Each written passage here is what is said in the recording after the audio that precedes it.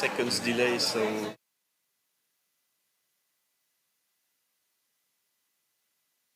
here you are. Maybe I should order something like McDonald's. I always wanted to do that.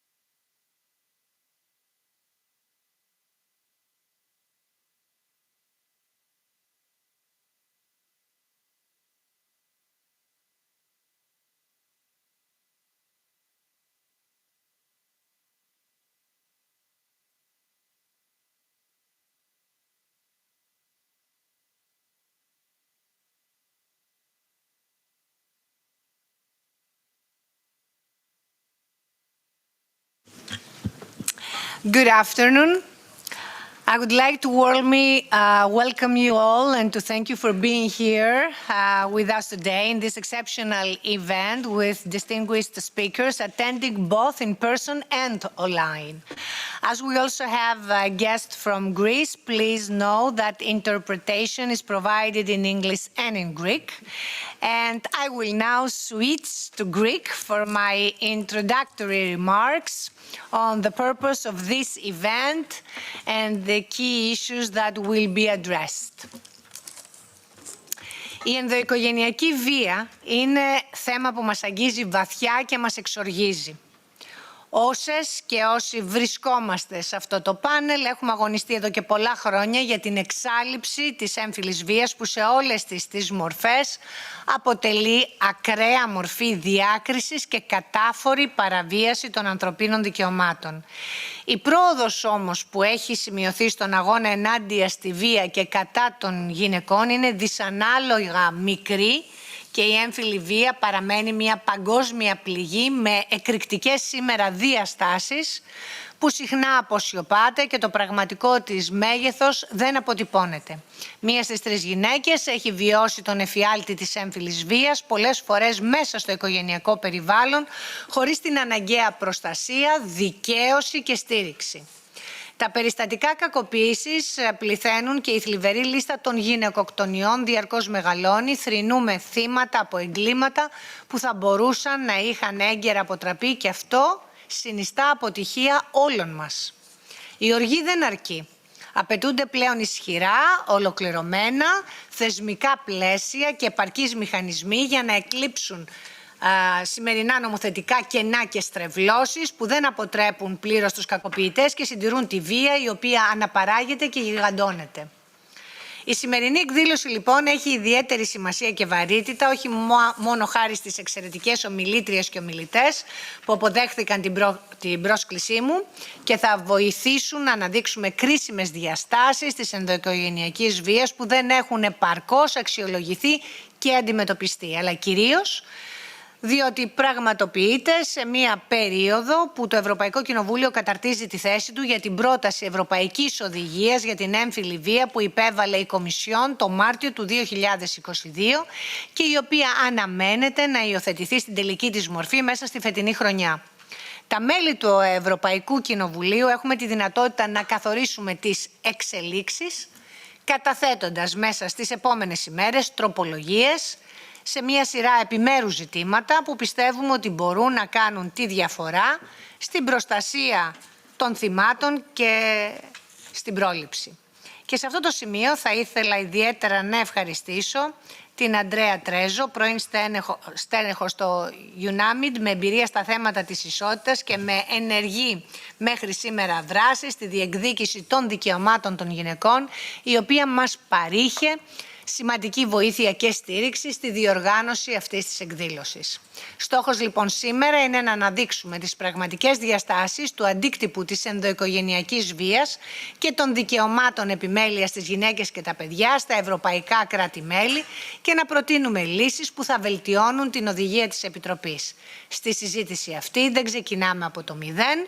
Το Ευρωπαϊκό Κοινοβούλιο έχει πάρει ξεκάθαρη θέση με σειρά ψηφισμάτων που έχει προχωρήσει σε συγκεκριμένες συστάσεις, ώστε η Ευρωπαϊκή Οδηγία που θα διαμορφωθεί και θα υιοθετηθεί στην τελική της μορφή να εξαλείψει σημερινές νομοθετικές τρευλώσεις αλλά και να συμβάλλει ουσιαστικά και αποτελεσματικά στην αντιμετώπιση και πρόληψη όλων των μορφών της έμφυλης βίας. Είχα λοιπόν την τιμή να είμαι εισηγήτρια του Ευρωπαϊκού Κοινοβουλίου και να καταρτήσω την έκθεση που εγκρίθηκε αυτούσια με συντριπτική πλειοψηφία πριν από 1,5 χρόνο στην Ολομέλεια του Ευρωπαϊκού Κοινοβουλίου για τον αντίκτυπο της ενδοσυντροφικής βίας και των δικαιωμάτων επιμέλειας στις γυναίκες και τα παιδιά. Υιοθετήσαμε λοιπόν μία προοδευτική έκθεση που έχει στον πυρήνα της ένα ολοκληρωμένο πλαίσιο για την αποτελεσματική προστασία των θυμάτων αλλά και για την επίλυση των ζητημάτων γονικής επιμέλειας με πρωταρχικό μέλημα το βέλτιστο συμφέρον του παιδιού. Για πρώτη φορά θέσαμε στο επίκεντρο, εκτός από τις γυναίκες και τα παιδιά που πρέπει να αναγνωρίζονται και τα ίδια ως θύματα αυτών των μορφών βίας, και στείλαμε ένα ξεκάθαρο μήνυμα ότι η συνεπιμέλεια είναι επιθυμητή, καθώς είναι και δικαίωμα αλλά και υποχρέωση των γονιών να συμμετέχουν ενεργά στην ανατροφή του παιδιού. Όμως δεν μπορεί η συνεπιμέλεια να καθίσταται υποχρεωτική και ιδιαίτερα όταν υπάρχουν ενδείξεις ενδοοικογενειακής βίας. Τονίσαμε ότι η αποτυχία της αναγνώρισης και αντιμετώπισης των περιστατικών ενδοσυντροφικής βίας κατά τον καθορισμό της επιμέλειας των παιδιών και των δικαιωμάτων επίσκεψης συνιστά παραβίαση του δικαιώματος των γυναικών και των παιδιών στη ζωή και σε μία ζωή χωρίς βία και είναι ασυμβίβαστη με το βέλτιστο συμφέρον του παιδιού. Δυστυχώς σήμερα, σε αρκετά κράτη-μέλη, ο αντίκτυπος της ενδοοικογενειακής βίας στις γυναίκες και τα παιδιά υποτιμάται όταν λαμβάνονται αποφάσεις για την επιμέλεια ενός παιδιού και παρόλο που η παιδική κακοποίηση αποτελεί σαφές κριτήριο για τον καθορισμό της επιμέλειας σε περιπτώσεις ενδοοικογενειακής βίας εναντίον του άλλου γονέα και όχι του παιδιού, πολλές φορές αγνοείται. Σε ορισμένα κράτη-μέλη, η ενδοοικογενειακή βία κατά των γυναικών συχνά παραμελείται και ο βασικός κανόνας της συνεπιμέλειας υπερισχύει με νόμους γονεοκεντρικούς αντί για παιδοκεντρικούς. Διαπιστώνεται έλλειψη προσωρινών μηχανισμών αναστολής της γονικής μέριμνας από το βίαιο σύντροφο κατά τη διάρκεια των νομικών διαδικασιών, οι οποίες όμως καθυστερούν συνήθως αρκετά χρόνια. Με αυτόν τον τρόπο δίνεται η δυνατότητα στον κακοποιητικό γονέα να συνεχίζει ανενόχλητος την κακοποιητική του δραστηριότητα εναντίον της πρώην συντρόφου ή του παιδιού στη βάση και μόνο της αξίωσής του να μεριμνά ή να επικοινωνεί με το παιδί. Ως αποτέλεσμα, τα θύματα παραμένουν εκτεθειμένα σε επαναλαμβανόμενη βία, είναι απροστάτευτα ουσιαστικά απέναντι στη βία και σε ακραίες περιπτώσεις καταγράφονται εγκλήματα γυναικοκτονιών και παιδοκτονιών. Επιπλέον, είναι ιδιαίτερα ανησυχητικό το γεγονός ότι σε αρκετά κράτη-μέλη υπάρχει μεροληψία κατά τον καθορισμό και την ερμηνεία της αρχής του βέλτιστου συμφέροντος του παιδιού, το οποίο δυστυχώς ορίζεται συχνά ως η διατήρηση της επαφής με τους δύο γονείς ή τους συγγενείς τους, με κάθε κόστος και ανεξάρτητα από τη βία που έχουν βιώσει τα παιδιά. Η ισότητα δεν μπορεί να μετριέται με το φύλο και το δικαίωμα σε μία ζωή χωρίς βία είναι υπόθεση όλων μας. Οφείλουμε να συνεχίσουμε να αγωνιζόμαστε για μηδενική ανοχή στη βία και για ισχυρούς μηχανισμούς αποτροπής φαινομένων έμφυλης βίας και για την αλλαγή νοοτροπίας, χτυπώντας την έμφυλη βία στη ρίζα της. Τα φαινόμενα σεξισμού και βίας, έως την πιο ακραία μορφή τους, δεν έχουν θέση στη σύγχρονη κοινωνία μας και πρέπει επιτέλους να εκλείψουν. Είναι χρέος μας να σταθούμε δίπλα σε κάθε γυναίκα και στο δικαίωμά της να ζήσει μια ζωή απαλλαγμένη από τη βία, από το φόβο, ακόμα και από το στίγμα που την ακολουθεί. Είναι τέλος χρέος μας να δημιουργήσουμε το αυτονόητο πλαίσιο που σήμερα δυστυχώς δεν υπάρχει για την προστασία του παιδιού και για το δικαίωμα κάθε παιδιού στην υγιή ανάπτυξή του και σε μία ζωή χωρίς βία. Τώρα, προτού ξεκινήσουμε με τις τοποθετήσεις των διακεκριμένων μας ομιλητών, θα ήθελα να παρακαλέσω να τηρήσουμε τους προβλεπόμενους χρόνους για την ομαλή ροή της σημερινής εκδήλωσης. Και στο σημείο αυτό θα ήθελα να καλωσορίσω τον πρόεδρο της Επιτροπής ΦΑΜ, κύριο Ρόμπερτ Μπιετρόν, τον οποίο και ευχαριστώ που ανταποκρίθηκε στην πρόσκλησή μου να συμμετάσχει στην εκδήλωση αυτή. Ο κύριος Ρόμπερτ Μπιετρόν θα μας μιλήσει για το ρόλο που έχει διαδραματίσει το Ευρωπαϊκό Κοινοβούλιο και συγκεκριμένα η Επιτροπή για τα Δικαιώματα Γυναικών και την Ισότητα των Φύλων ΦΑΜ στην καταπολέμηση της έμφυλης και ενδοοικογενειακής βίας. Ο πρόεδρος όταν κάνει την ομιλία του κάποια στιγμή θα φύγει γιατί έχει και άλλες υποχρεώσεις. Κύριε Πρόεδρε, έχετε το λόγο. Thank you very much, Elena, and thank you very much, colleagues, for having me here today. And I'm honored I'll be speaking about this important topic together with other men, like our Vice President of this House, my friend President Papadimoulis, who is with us. Welcome, Dimitros. Thank you, other colleagues, for being with us. Because you might be surprised that a man is chairing the committee dealing with women's rights and gender equality. Do you have an interpretation? You understand? Or I'm not speaking English well. Where is the difficulty? Okay, so it might be strange for some of you to see a man chairing this important committee of European Parliament dealing with women's rights and gender equality, but we in this House, we believe that, paraphrasing Madeleine Albright's words, that there is a special place in hell for men not being in solidarity with women. And it's our obligation, it's our common fight that we should be in solidarity and fight together.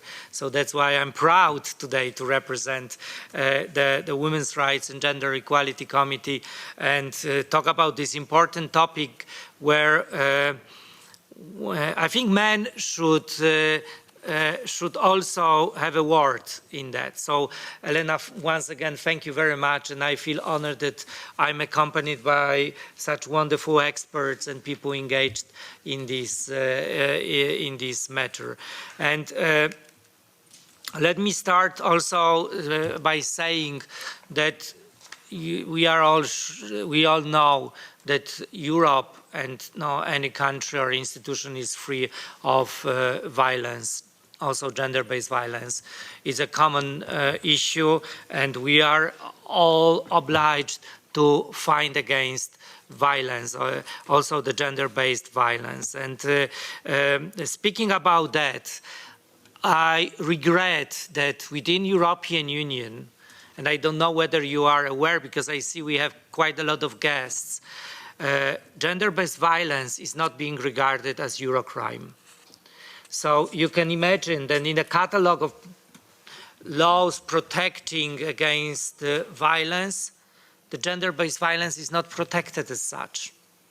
And it's a big mistake because, as Elena said, 35% of women experience physical or sexual violence in their own home. 35%. 95% of women of trafficking victims are women. 95%. 64% of women who are killed die at the hands of an intimate partner or family partner. 64% of women who die, they die because of their partner or the husband. So this is the reality in Europe. And with this reality, we have no legal protection as such, especially targeted on gender-based violence. And of course, many of our countries, including Greece, as far as I know, has ratified Istanbul Convention. And the Istanbul Convention is a great tool of Council of Europe, protecting women and girls against discrimination. But European Union as such has not ratified Istanbul Convention. We as institution, we have not ratified this important tool to combat gender-based violence. And that's why it's so important that we will work on this great proposal of European Commission, and I'm very happy to see that the representative of European Commissioner Helena Dalli is here. Thank you very much for being with us today. That this proposal on directive on combating gender-based violence and domestic violence has been proposed for the Women's Day last year. Thank you very much for doing that. It was very much expected and very much waited. And of course, we as FAM Committee, we welcome warmly the proposal, the Commission's proposal, and we will be working jointly with another committee, for those who are not from European Parliament, LIBE Committee, which deals with civil liberties and human rights, and we will be working together, of course, on that. We will, of course, try to strengthen the already good proposals which are in this proposal. We don't think it's a final proposal, of course. We think we should work on that. And we have two excellent co-rapporteurs, Francis Fitzgerald, an experienced Irish former Minister for Equality, a champion like Mr. Papadimoulis and Elena and others in fighting for equality, and Evin Incir, who will be from another committee, together working with Francis Fitzgerald. They both excellent on that. So. First of all, of course, the gender-based violence and domestic violence, it's just a manifestation of a structural problem, as we know. It's not a phenomenon which is only in the field of violence and you can say, well, it doesn't come from this earth. Yeah, it was created because of how we treat women. I come from Poland. And you are, I think most of you are from Greece.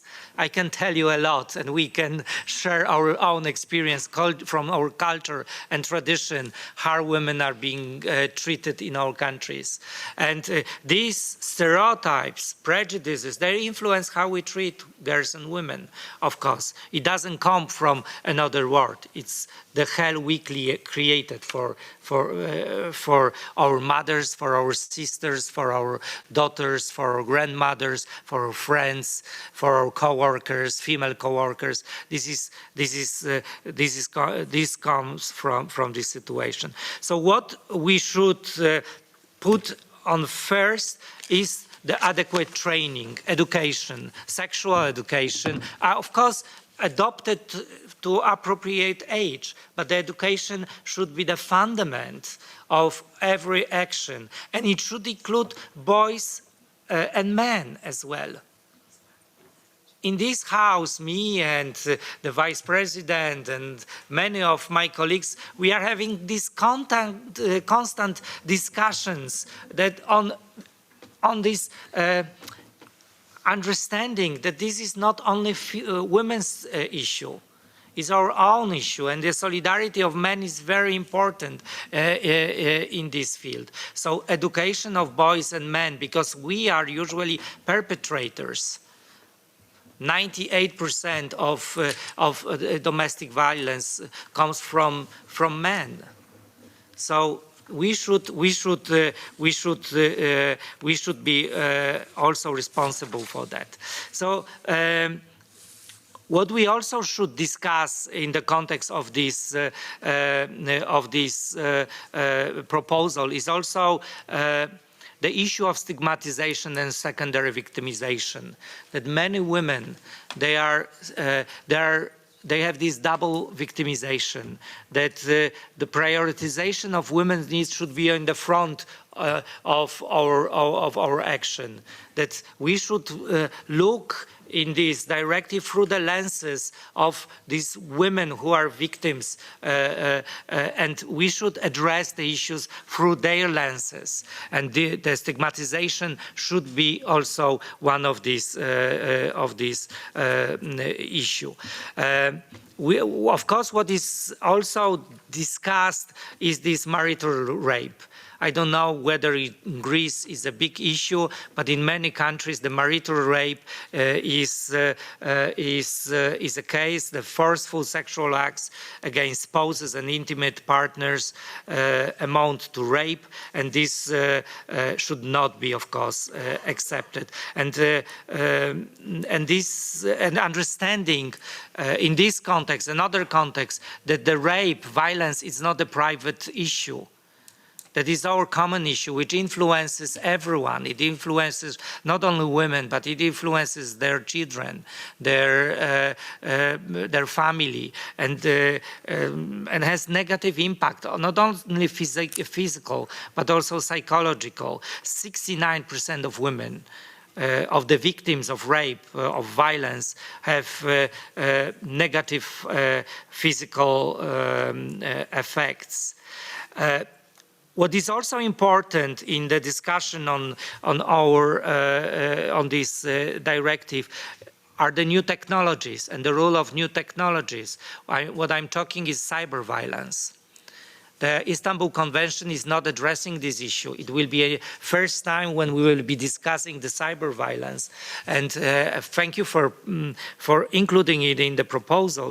So broadening the scope of the definition of cyber violence, including that gender-based violence, cyber violence, should be the issue. 1 in 10 women, according to World Health Organization, have already experienced a form of cyber violence since the age of 15. And of course, the rights, the children rights. It was said by Elena, so I will not repeat what she said.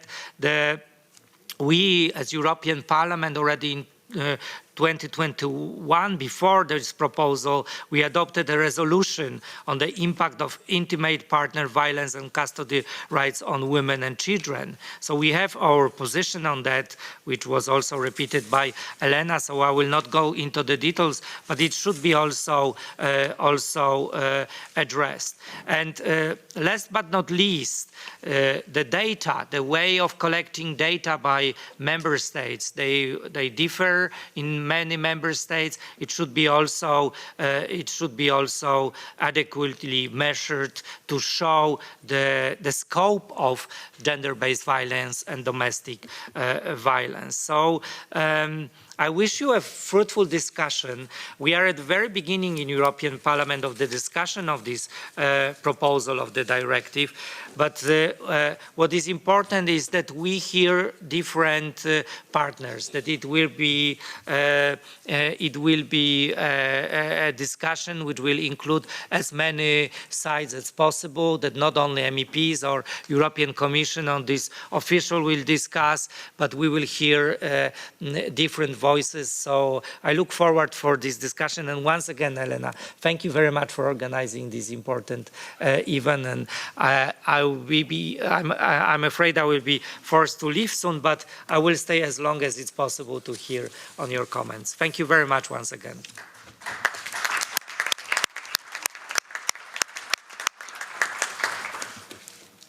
Ευχαριστούμε πολύ τον Πρόεδρο της Επιτροπής ΦΑΜ για την εισήγησή του. Αποτελεί ιδιαίτερη τιμή και χαρά που βρίσκεται σήμερα μαζί μας στο Ευρωπαϊκό Κοινοβούλιο η ειδική εισηγήτρια των Ηνωμένων Εθνών για τη βία κατά των γυναικών και των κοριτσιών, τις αιτίες και τις συνέπειές της, κυρία Reem Alsalem. Σας καλωσορίζω στο Ευρωπαϊκό Κοινοβούλιο και σας ευχαριστώ πάρα πολύ που αποδεχθήκατε την πρόσκλησή μου. Το έργο σας στα Ηνωμένα Έθνη για την αντιμετώπιση της έμφυλης βίας αποτελούν οδηγό για όλους εμάς που αγωνιζόμαστε από διαφορετικές θέσεις ευθύνης για τον ίδιο σκοπό. Κυρία Αλσαλέμ, έχετε το λόγο.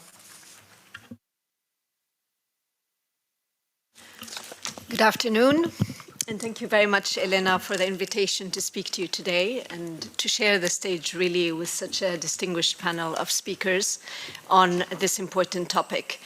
And in fact, I'd like to also commend you and commend the European Parliament more generally for convening a hearing on this important issue, a topic that is actually often under-discussed and which in the best case scenario would actually hardly make it into national or regional discussions, yet alone legislation.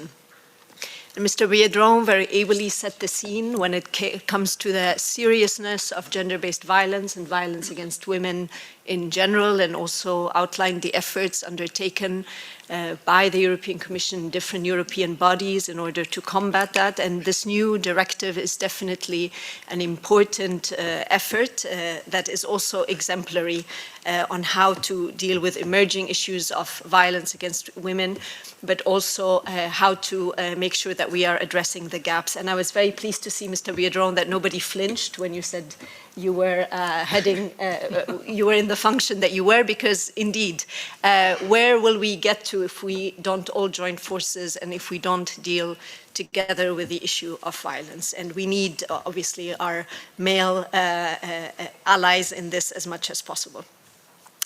Now, in October 2022, together with other colleagues of mine, other independent UN experts appointed by the Human Rights Council, I had written to the European Parliament recommending that the directive of the European Parliament and of the Council on combating violence against women and domestic violence explicitly acknowledges the centrality of effective measures to prevent domestic violence against children.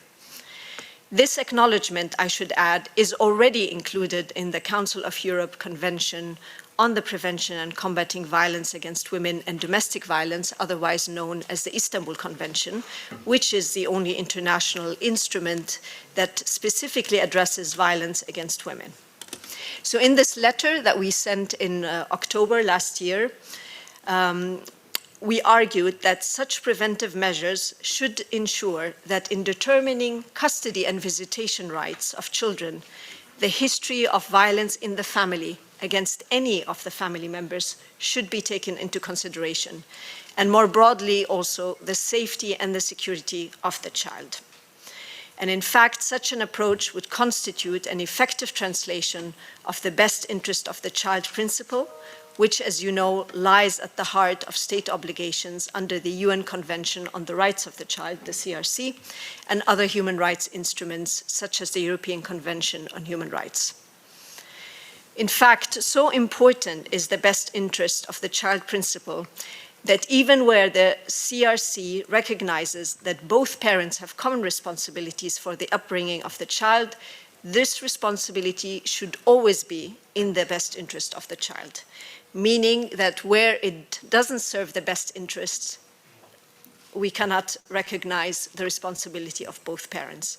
Now, of course, I know that this is easier said than done. And already, even without bringing any children into the mix, we know from available data that most victims of intimate partner violence are women, and that these women generally tend not to report incidents of domestic violence.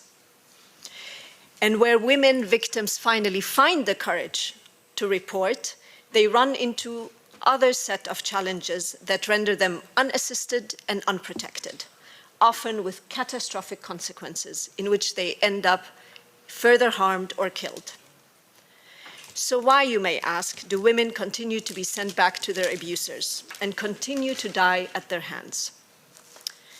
Actually, in many instances, it's down to gender bias towards women, which, when combined with other reasons pertaining to aspects of their own identity, such as their race, could be their disability status, could be their beliefs, could be their legal status in a country, then that experience of violence becomes worse.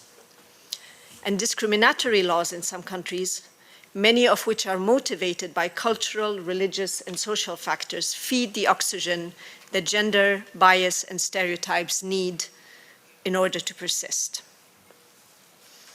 It should be clear that these laws are a violation of Article 16 of the Convention on the Elimination of All Forms of Discrimination Against Women, otherwise known as the CEDAW Convention, that calls for the elimination of discrimination in all matters relating to marriage and family relations, including the rights and responsibilities as parents and with regard to guardianship. Now, what may sound as a simple cliché is one of the most important factors that explains the way in which we fail women. Because these gender biases color how judges, police officers, social workers, psychologists, and others tend to hear, understand, perceive, and react to women that come into contact with them, that need their help, including, in particular, victims of violence. And so when that happens, it often results in a massive miscarriage of justice. And as the committee monitoring the implementation of the CEDAW Convention, otherwise known as CEDAW Committee, stated in General Recommendation number 33 on women's access to justice, gender prejudices in the judicial system impede access to justice and contribute to a culture of impunity. So therefore, it's no coincidence that this CEDAW Committee has dedicated a recommendation to states that are parties to the Convention on eradicating gender stereotypes that are based on the idea that either of the sexes is inferior or superior to the other, and as Mr. Biedron noted, education therefore becomes particularly important in order to eradicate these gender stereotypes from an early age. Now, as a result of these gender biases, mothers find it harder to convince family courts of allegations of violence by their partners against them or their children. And so many mothers then are villainized or accused of deliberately trying to alienate their children from their fathers. This is known as a concept of parental alienation. So they're accused of abusing this parental alienation concept, an offense that may be criminalized in law or in practice in different jurisdictions. So what happens as a result is that women, mothers, lose custody or visitation rights altogether, usually as a form of punishment for having brought up these allegations of abuse to begin with. So in many jurisdictions, it is therefore not a surprise that lawyers in custody cases or divorce cases advise their clients' mothers that they should not bring up these allegations because they may lose their children, even if they're true, mostly when they're true. And so these dynamics often allow parents to be intimidated, coerced, or forced by their abusive ex-partners, and then pressured by the courts to withdraw their allegations of abuse and to agree to a specific custody arrangement. Some have had to flee very far from their homes and their countries, which is never a guarantee for their safety. In all of these scenarios, the children are often doubly victimized. Not only have they been witnessing regular violence inflicted on their mothers or on themselves, but they are then re-victimized when courts fail to speak to them in a manner that is suited to them, and when they fail in taking their views into consideration. And often, children are not believed and therefore forced into a situation of contact with the abusive parent. I'm sure we all agree that this is not what a child-sensitive process that places the best interest of the child looks like. My mandate and other regional and international human rights mechanisms have found the lack of attention to partner and child violence in custody arrangements to be a feature in a number of jurisdictions in the European Union, but also worldwide. In fact, I was amazed at how widespread this problem is and how many countries and regions are affected by it. So that is why actually I have decided to dedicate a full report to this at my upcoming session to the Human Rights Council, so in June this year. And the report will try to also outline a number of recommendations. I realize there's no easy fix for this problem, but above all, finding a solution starts with acknowledging that we have a problem and really also identifying the scale of it. So comprehensive and deliberate action is needed that cannot be left to chance. We must be guided by the highest international human rights standards that guide our work and that EU countries also are bound by. So at times it will also require reviewing the implementation of other relevant international human rights legislations that countries are bound by, and ensuring they are applied in a manner that considers the primacy of the safety of parents, family members, and children. So if I can mention just one example, the 1980 Hague Convention on the civil aspects of international child abduction is often activated to return parents that left the country of residence with the children and without knowledge of the other parent. It's interesting, though, to see that a 2015 study of the Statute of the Hague Conference on Private International Law estimated that over 73% of the parents charged in the Hague custody hearings, essentially international kidnapping, are women, and that the overwhelming majority of grave risk cases involve mothers leaving family violence as the taking parent. While courts may use exceptions to return a child if an assessment has been made that the child is at grave risk, these exceptions appear not to be sufficiently activated, considered, or used. And as was also mentioned in terms of recommendations, there is a need to develop mandatory specialized trainings for all those coming into contact with women and children victims of violence. We also need to collect comparable data on the nature and prevalence of intimate partner and other forms of domestic violence, disaggregated by sex and gender, looking at the link of this data to custody cases and strengthening the linkage of that data to the management of custody issues. In addition, the process for accrediting experts such as counselors and psychologists brought on board to assist in drawing up custody and visitation rights must be revamped and must be improved.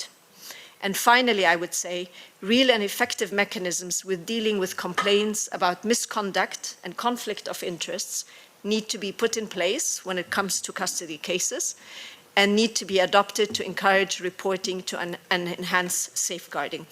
I will close by saying that this is an issue that is really on the radar, not just for me as the Special Rapporteur, but really for all international and human rights mechanisms that I know of, from CEDAW, from Grevio, even MESECVI, which monitors the implementation of the Belém de Paro Convention, because we really see the link of this to violence against women and being an extension often of coercive control and of domestic violence and intra-partner violence. Thank you very much.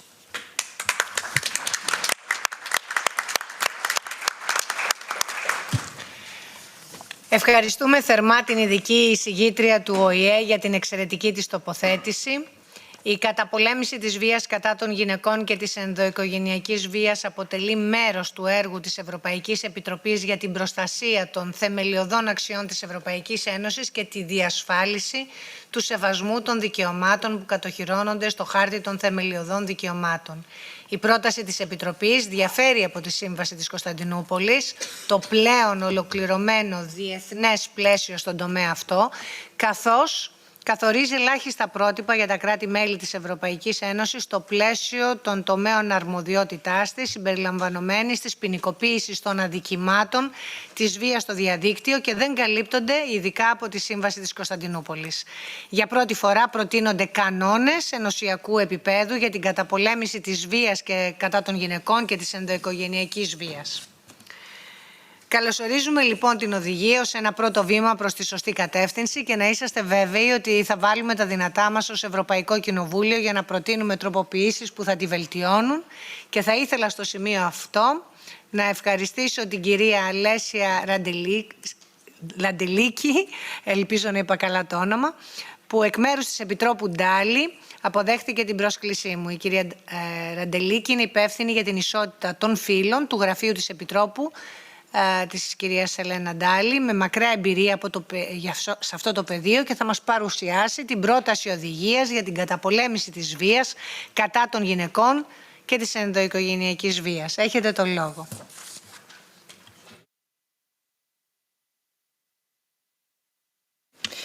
Thank you, Madam Chair, for the invitation, but also for your engagement on combating gender-based violence. And I will join the praise that others have already given you, but also your political group and the Parliament as a whole in engaging on this issue and in supporting us in this work, because I think that without the European Parliament, we might not get as far as we would like to. So thank you very much. Indeed, I mean, we've heard the numbers that have been put forward on the seriousness of the issue, so I will not repeat them, but also the importance politically that this issue has. The President of the European Commission, when she started her mandate, that's one of the things that she said, I will do everything I can to combat violence against women and domestic violence. And so with those two elements in mind, and sadly enough, when we started the mandate with Commissioner Dalli, we very quickly faced the pandemic, and saw that actually violence against women and domestic violence was going up. So it was very clear to us that we couldn't longer wait, and we had to act. Now, this said, well, there was the Istanbul Convention indeed, but also if we look at member states, all member states have dealt with combating violence against women and domestic violence in one way or another. And also at European level, there are 14 pieces of legislation that refer to combating violence against women and domestic violence or promoting gender equality in one way or another. So what we wanted to do is to make sure that everything is actually in one document and that we actually live up to international standards like the Istanbul Convention, that we could act with our own proposal, and at the same time to make a difference for women and those that are victims of domestic violence on the ground. So that's why we came forward last year with this proposal. Now, let me walk you through this proposal. What is the novelty with this proposal and how did we want to make a difference? First of all, we wanted to make sure that we were going to criminalize certain aspects of violence against women and domestic violence.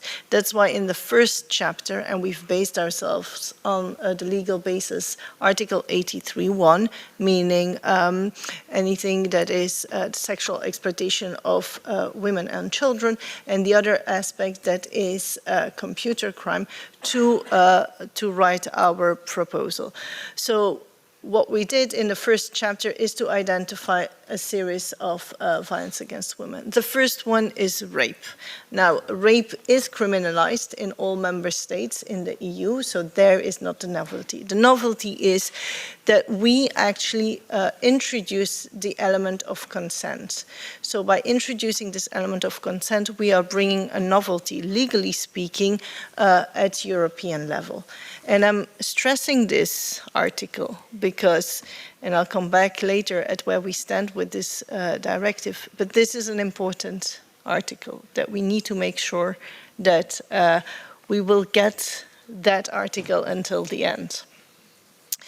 The second element that we've criminalized is female genital mutilation. And then we added a whole series, and this was also mentioned before, crimes that are related to online violence. And indeed, that's where we go broader than what the Istanbul Convention is putting forward now. So I'm thinking about online harassment, hate speech online, illegal sharing of images without consent, and so forth.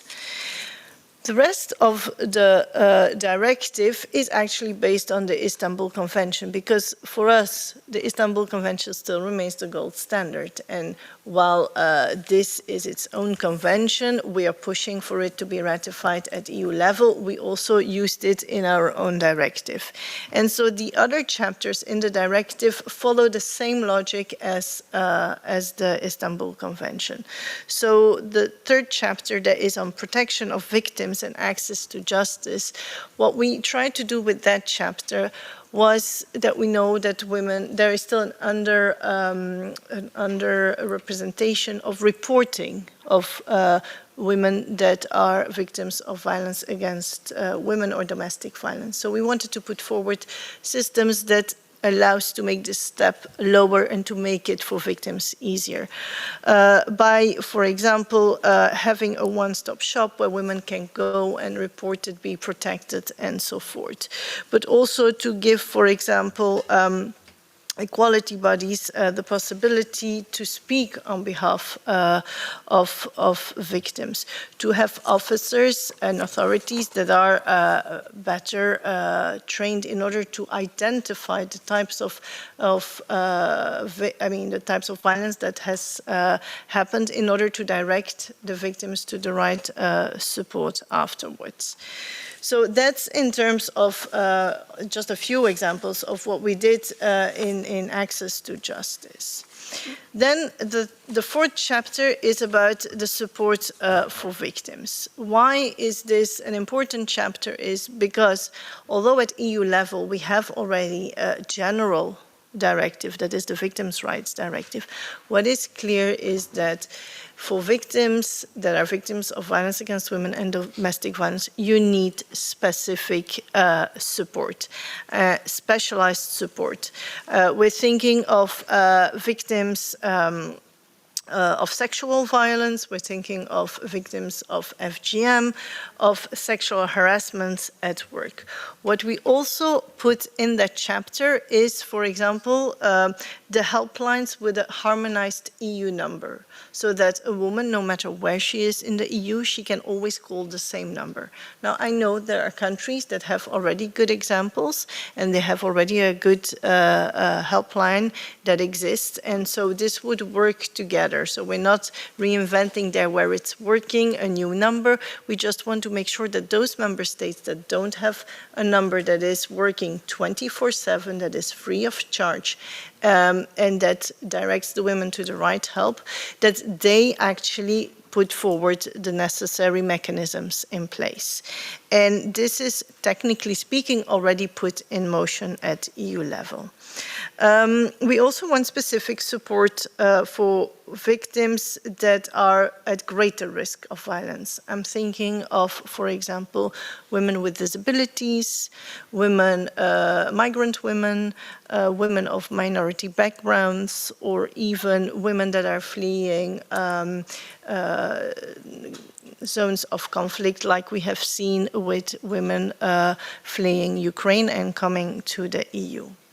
There, I would also like to highlight the fact that we have specifically put forward 3 chapters related to the support and the protection for children.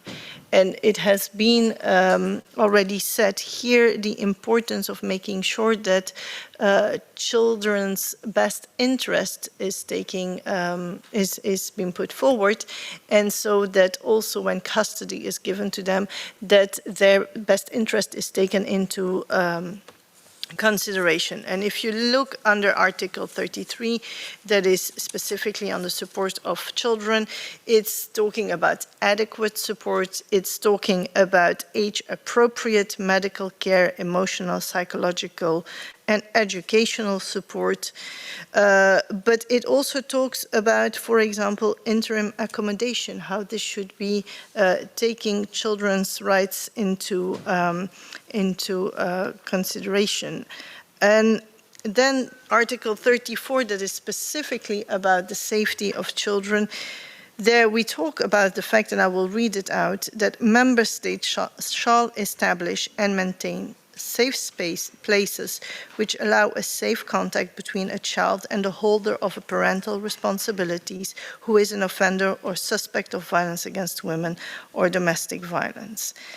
And it further on, it says, by also keeping the best interest of the child. What we also did in those chapters is by saying that children that are witness of violence are also considered as victims of violence, which I also think is an important part. So that's in terms of victim support and specifically on children's rights. Then what is also very important is the prevention part. And in terms of prevention, it's important to train and inform those that work closely with victims. And that goes from the medical care to the psychological support to authorities to police forces. But also we added an element of media, because the media can sometimes also play an important role in the images and the messages that they project. And then the final chapter is about another point about prevention that I would like to mention, and because the chair of the FEM committee said the importance of working with men, there we also felt that it's important to have programs in place that work with men, but also with the perpetrators, so that it doesn't always only fall on the shoulders of women, but that we actually tackle it at the basis of the problem, those that are causing the violence. And then the last chapter, we've heard it here as well, the importance of collecting data so that we know what the situation is, so that we can analyze it, and that we can put forward policies that are adequate and to the point, as well as coordinated between different services, but also between different member states. So that's where we are. That's what we did with this proposal, and that's what we hope will make a difference for women on the ground. Indeed, that was put forward last year in March. The Parliament has started its work, and we're looking forward to its report later this year. The Council is doing the same at the moment. They're also working on their position. And hopefully, once both institutions have finalized the positions, we will be able to start negotiations. But we will continue looking forward to the support from the Parliament. You are a great partner to us, so thank you very much, and good luck with your report.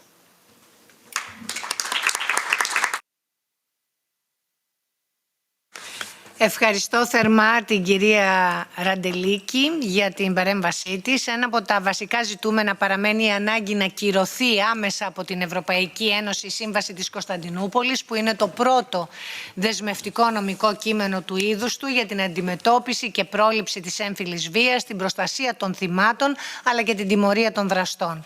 Το Δικαστήριο της Ευρωπαϊκής Ένωσης τον Οκτώβριο του 2021 γνωμοδότησε ότι ακόμα και χωρίς την επικύρωση της από όλα τα κράτη-μέλη, η Ευρωπαϊκή Ένωση μπορεί να κυρώσει τη Σύμβαση της Κωνσταντινούπολης και οφείλει να το κάνει άμεσα. Δεν μπορούν επομένως τα κράτη-μέλη που δεν συνενούν ή καθυστερούν να κρατούν την Ευρωπαϊκή Ένωση όμηρο στο κρίσιμο αυτό ζήτημα. Θα ήθελα στο σημείο αυτό να καλωσορίσω την κυρία Μπιτζάνα Μπράνκοβιτς, μέλος του Γκρέβιου, του θεσμού της ομάδας ειδικών στη δράση ενάντια της βίας κατά των γυναικών και της ενδοοικογενειακής βίας, που παρακολουθεί την εφαρμογή της Σύμβασης της Κωνσταντινούπολης, για να μας αναλύσει πώς εφαρμόζεται η Σύμβαση από τα κράτη-μέλη που την έχουν κυρώσει και ιδιαίτερα το άρθρο 31 που αφορά τα δικαιώματα κυδαιμονίας, επικοινωνίας με τα παιδιά και τα δικαιώματα και την ασφάλεια του θύματος ή των παιδιών. Κυρία Μπράνκοβιτς, έχετε το λόγο. Thank you very much for the invitation, Elena Kountoura, and also for all your efforts.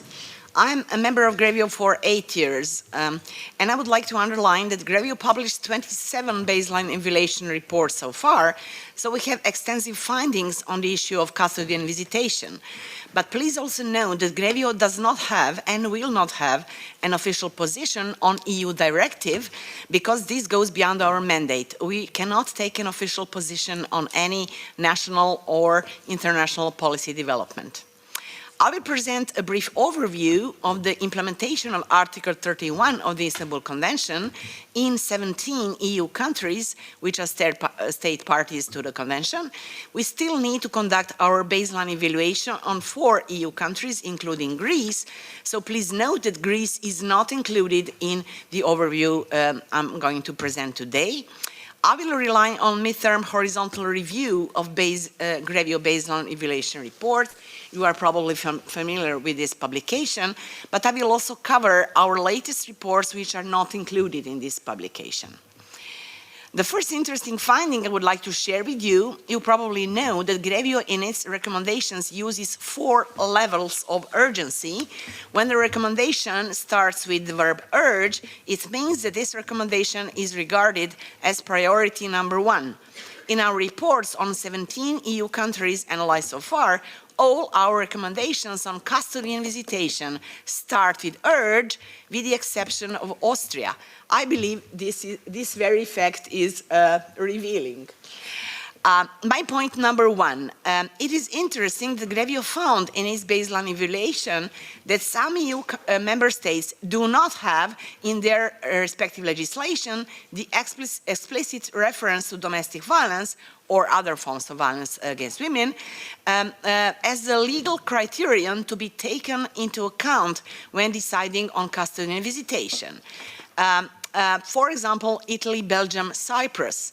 In Cyprus, granting of shared custody is the norm, including when a child witnessed violence, and there are no examples from court practice that episodes of domestic violence have led to limiting of custody or visitation rights of the abusive parent.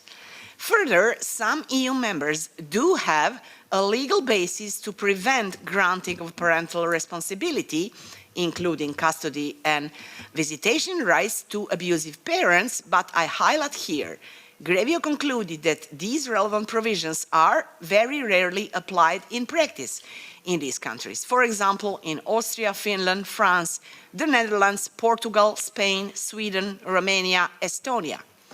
Just an example, in Spain, provisions in the Criminal Procedure Code regulate the modalities for the suspension or limitation of parental authority as a pre-trial protective measure.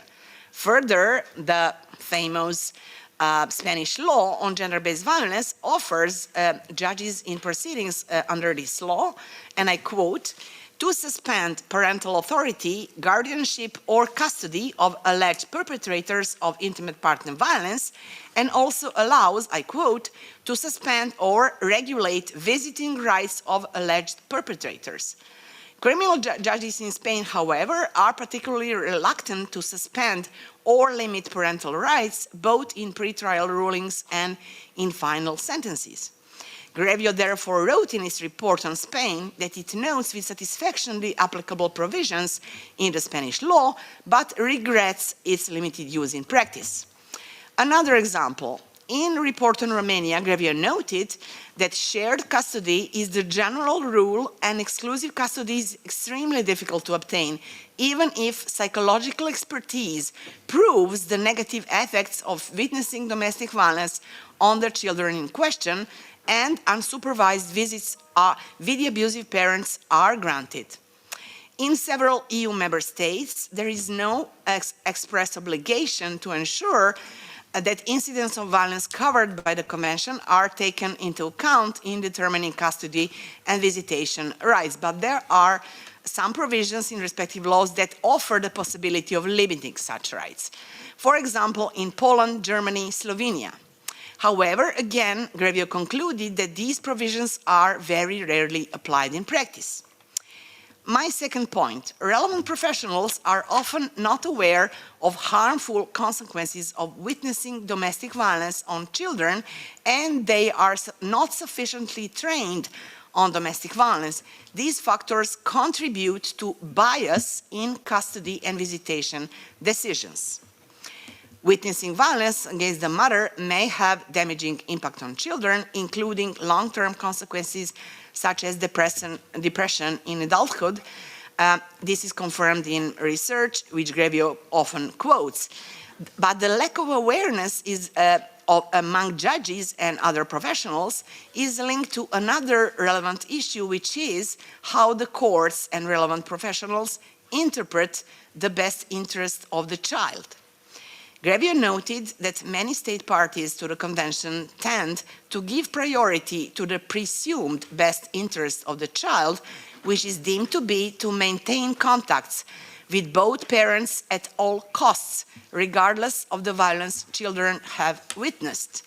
To clarify, Grevio, of course, acknowledges the right of the child to maintain ties with both parents, as specified in the Convention on the Rights of the Child, but highlights the need that all relevant professionals, especially judges, take into account and recognize that witnessing violence against a close person jeopardizes the best interest of the child.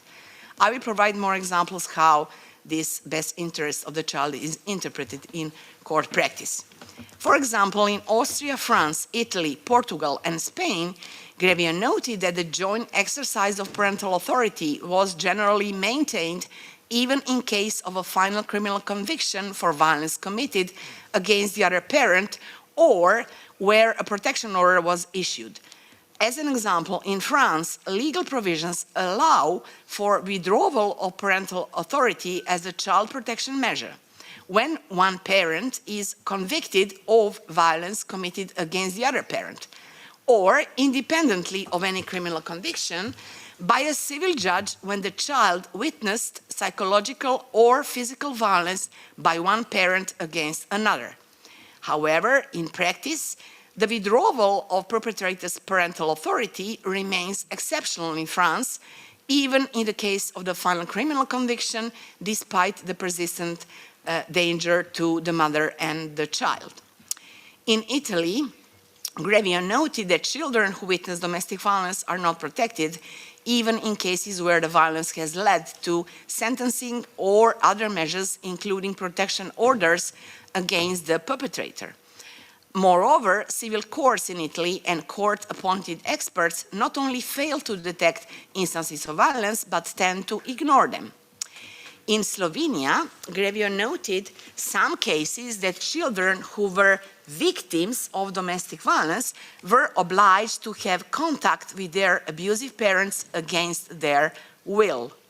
Although applicable legal provisions provide an obligation of judges to take into account the opinion expressed by children in proceedings concerning their interests. Therefore, in many reports, for example, on Portugal, Sweden, Austria, Romania, Slovenia, Grevio highlighted a lack of understanding among judges and other professionals of the harm experienced by children due to witnessing domestic violence. So, Grevio repeatedly recommended appropriate training for judges and relevant professionals, and also the need to introduce guidelines for judges and other professionals, and also the need to improve expertise of court-appointed experts. In Malta, just an example, Grevio noted the lack of expertise on violence against women among court-appointed experts. Grevio also referred to cases where children were killed in the context of unsupervised or even supervised visitation by the father who previously abused their mother. For example, in reports on Italy and Spain. In the report on Spain, Grevio mentioned the case of Ángela González Careño, this case was brought before the CEDAW committee under the optional protocol. Her daughter was killed by her father during the unsupervised visit in spite of the history of intimate partner violence against Ángela. My next point. In many reports, Grevio warned against the use of the concept of parental alienation and similar concepts, including its use by court-appointed experts, and also noted that these concepts lack scientific foundation. For example, in reports on Germany, Poland, Spain, Italy, Romania, Belgium, France, Estonia, and Cyprus. We repeatedly and consistently, and this was done on my initiative, if I may add, quoted a statement of the European Association for Psychotherapy, which highlights that concepts such as parental alienation syndrome or parental alienation should not be used in psychotherapeutic practice. This statement serves as a guideline for European psychotherapists, since this association includes 128 organizations of psychotherapists from 41 countries. My next point, the use of mediation in the context of separation proceedings and bias towards victims of violence has been noted in some of our reports.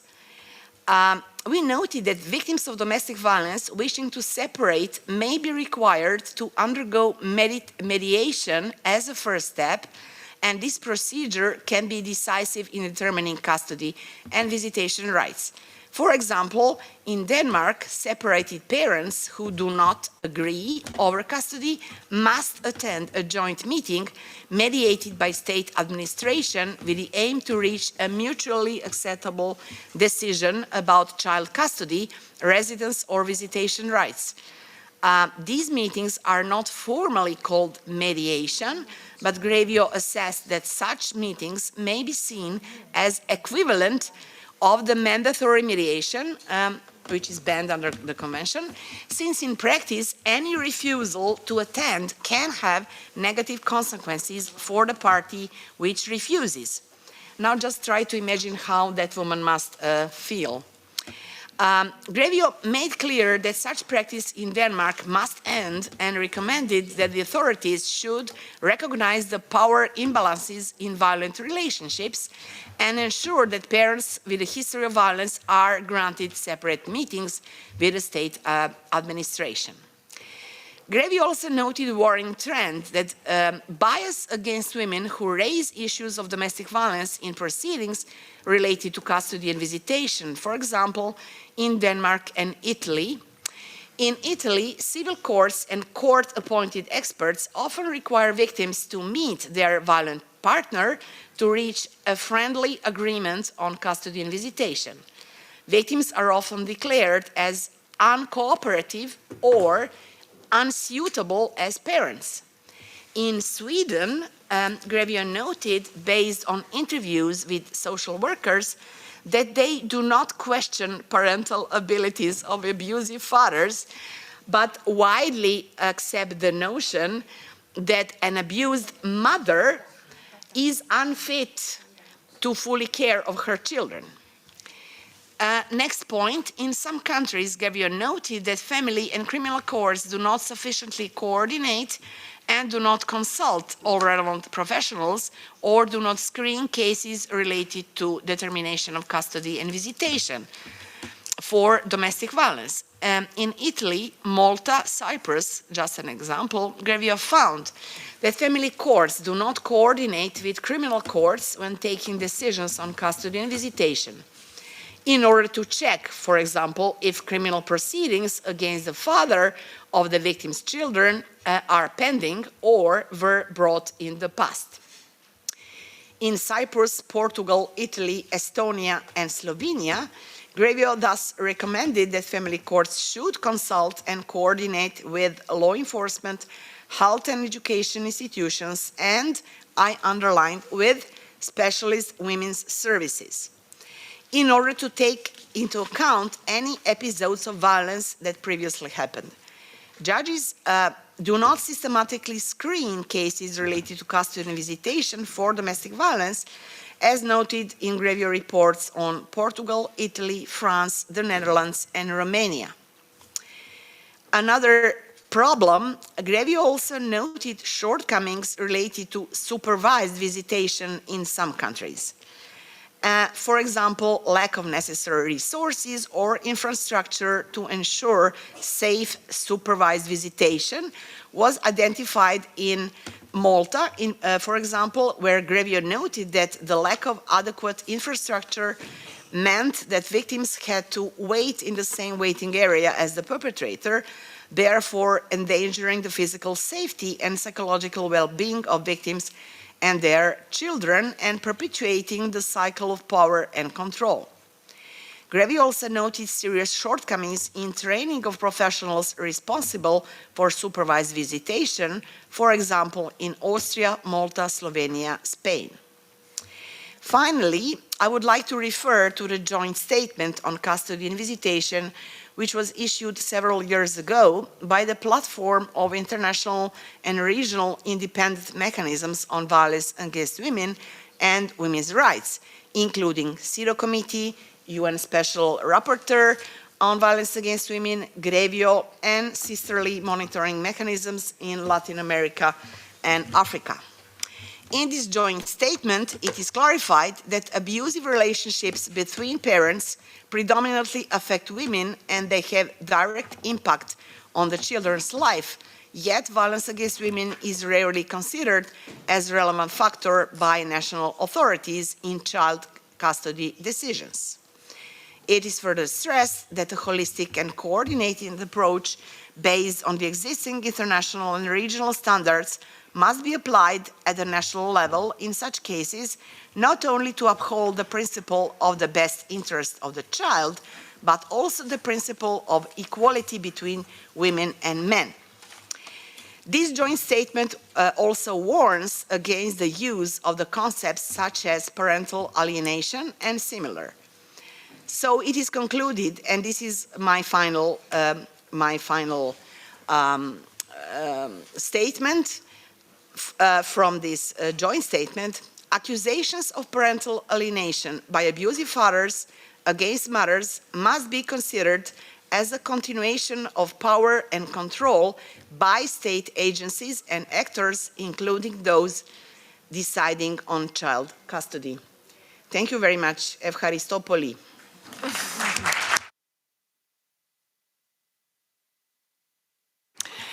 Ευχαριστούμε θερμά, κυρία Μπράγκοβιτς, για την ανάλυση αυτή και για τα στοιχεία που μας παρουσιάσατε με όλες αυτές τις ελλείψεις, τις τρευλώσεις που υπάρχουν σε πολλές χώρες και αποτρέπουν την προστασία τελικά των θυμάτων για ενδοοικογενειακή βία, αλλά και θέματα που αφορούν την επιμέλεια ή τη συνεπιμέλεια σε τέτοιου είδους προβληματικές σχέσεις.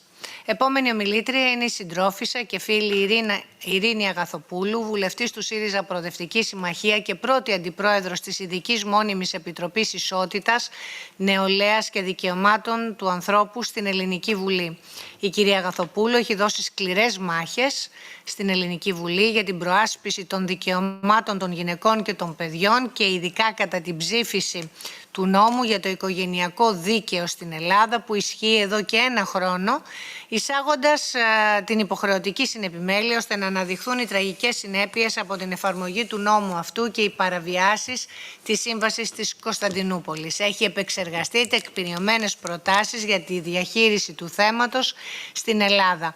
Έχουμε πολύ στενή και επικοδομητική συνεργασία και χαίρομαι ιδιαίτερα που μας κάνει την τιμή να βρίσκεται σήμερα μαζί μας στο Ευρωπαϊκό Κοινοβούλιο. Κυρία Αγαθοπούλου, έχετε το λόγο. Ευχαριστώ πολύ, Έλενα, κυρία Κουντουρά. Θα ήθελα να ξεκινήσω δίνοντας συγχαρητήρια για την πρωτοβουλία της εκδήλωσης της συντρόφισσα φίλη και ευρωβουλεύτρια Ελένα Κουντουρά, της οποίας η συμβολή στην κατάρτιση του ψηφίσματος του Ευρωπαϊκού Κοινοβουλίου για τον αντίκτυπο της ενδοσυντροφικής βίας και των δικαιωμάτων επιμέλειας στις γυναίκες και τα παιδιά ήταν μεγάλη και βοήθησε πολύ και εμάς στην Ελλάδα να αναδείξουμε τα ζητήματα αυτά. Είναι επίσης μεγάλη τιμή να βρίσκομαι εδώ ανάμεσα στην εισηγήτρια του Οργανισμού Ηνωμένων Εθνών για τη Βία κατά των Γυναικών και Κοριτσιών, τον πρόεδρο της Επιτροπής Δικαιωμάτων των Γυναικών και Ισότητας των Φύλων ΦΑΜ του Ευρωπαϊκού Κοινοβουλίου και όλες τις εξέχουσες ομιλήτριες.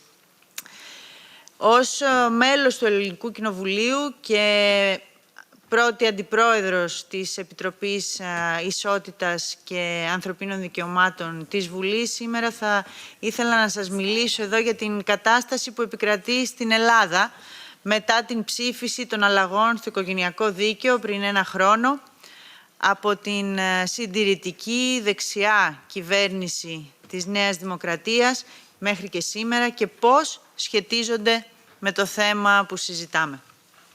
Όπως ίσως θα γνωρίζετε, οι περισσότεροι και οι περισσότερες από εσάς, το φθινόπωρο του 2021, το Ελληνικό Υπουργείο Δικαιοσύνης, υπό τις πιέσεις ενός πολύ καλά δικτυωμένου λόμπι εύπορων και επώνυμων πατεράδων, προέβησε αλλαγές στο οικογενειακό δίκαιο προς την κατεύθυνση της υποχρεωτικής συνεπιμέλειας, ανεξαρτήτως της ύπαρξης ενδοοικογενειακής βίας, μη λαμβάνοντας λοιπόν υπόψη την κυρωμένη από την Ελλάδα Σύμβαση της Κωνσταντινούπολης και επί της ουσίας παραβιάζοντάς την. Ο νόμος ψηφίστηκε μόνο από το κυβερνών κόμμα και μάλιστα όχι από όλους τους βουλευτές του. Υπήρχαν ισχυρές αντιδράσεις και από μέλη του Κοινοβουλίου και του πρώτου κόμματος, αλλά και από την Διεθνή Αμνηστία, από την Ελληνική Εταιρεία Οικογενειακού Δικαίου, άλλες διεθνείς και ευρωπαϊκές οργανώσεις. Να σημειωθεί ακόμη ότι κατά τη διαβούλευση του νόμου πριν έρθει στη Βουλή, ο Έλληνας Υπουργός αρνήθηκε κάθε συνάντηση με τις γυναικείες οργανώσεις, αντίθετα με το λόμπι των πατεράδων, των ισχυρών πατεράδων, και έχει σημασία ο χαρακτηρισμός αυτός, που μέλη του υπήρχαν εντός της Νομοπαρασκευαστικής Επιτροπής. 1 χρόνο μετά την ψήφιση του νόμου, όλοι οι τότε ισχυρισμοί του Υπουργείου Δικαιοσύνης για το ότι ο νόμος θα λειτουργούσε παιδευτικά και κατευναστικά για τις οικογενειακές διαφορές διαψεύστηκαν στο σύνολό τους. Ο νόμος αυτός όχι απλά δεν λειτουργήσε παιδευτικά και κατευναστικά, αλλά συνέβαλε στην όξυνση των οικογενειακών συγκρούσεων, στην αύξηση της ενδοοικογενειακής βίας και στη διόγκωση του αριθμού των δικαστικών υποθέσεων μεταξύ συζύγων. Συγκεκριμένα, ο αριθμός των δικαστικών διενέξεων στα ελληνικά δικαστήρια που αφορούν ενδοοικογενειακές διαφορές έχει αυξηθεί κατακόρυφα. Είναι χαρακτηριστική η ανακοίνωση του Δικηγορικού Συλλόγου Αθηνών ότι ο χρόνος πλέον λήψης απόφασης προσωρινής διαταγής έχει επιμικρυνθεί από τις 2 ημέρες που ήταν στις 15 μέρες προσωρινής διαταγής, λόγω της τεράστιας αύξησης οικογενειακών διαφορών που οδηγούνται σε ασφαλιστικά μέτρα. Κατά τον ίδιο τρόπο έχουν αυξηθεί υπέρμετρα και οι διενέξεις ενώπιον ποινικών δικαστηρίων μεταξύ συζύγων με αλλεπάλληλες αντίθετες μηνύσεις μεταξύ των ζευγαριών. Επιπρόσθετα, έχει αυξηθεί κατακόρυφα η ενδοοικογενειακή βία και ο αριθμός των γυναικοκτονιών, που σε πολλές περιπτώσεις σχετίζονται με την απαγόρευση μετακίνησης γυναικών, που αποτελεί μία από τις δυσμενέστερες νέες ρυθμίσεις του νόμου, ειδικά για τις γυναίκες που διαβιούν σε κακοποιητικό περιβάλλον. Γίναμε μάρτυρες τον Σεπτέμβρη του 2022 της γυναικοκτονίας της Άννας και του βρέφους της από τον σύντροφό της στο χωριό Λεκάνη της Καβάλας, η οποία γυναικοκτονία συνδέεται άμεσα με την απαγόρευση μετακίνησης του νόμου αυτού. Καθημερινά ενημερωνόμαστε για μητέρες και παιδιά που παρά την καταγγελία ενδοοικογενειακής βίας δεν μπορούν να προστατευτούν επειδή δεν εκδίδονται άμεσα περιοριστικοί όροι για απομάκρυνση του δράστη από την οικογενειακή εστία.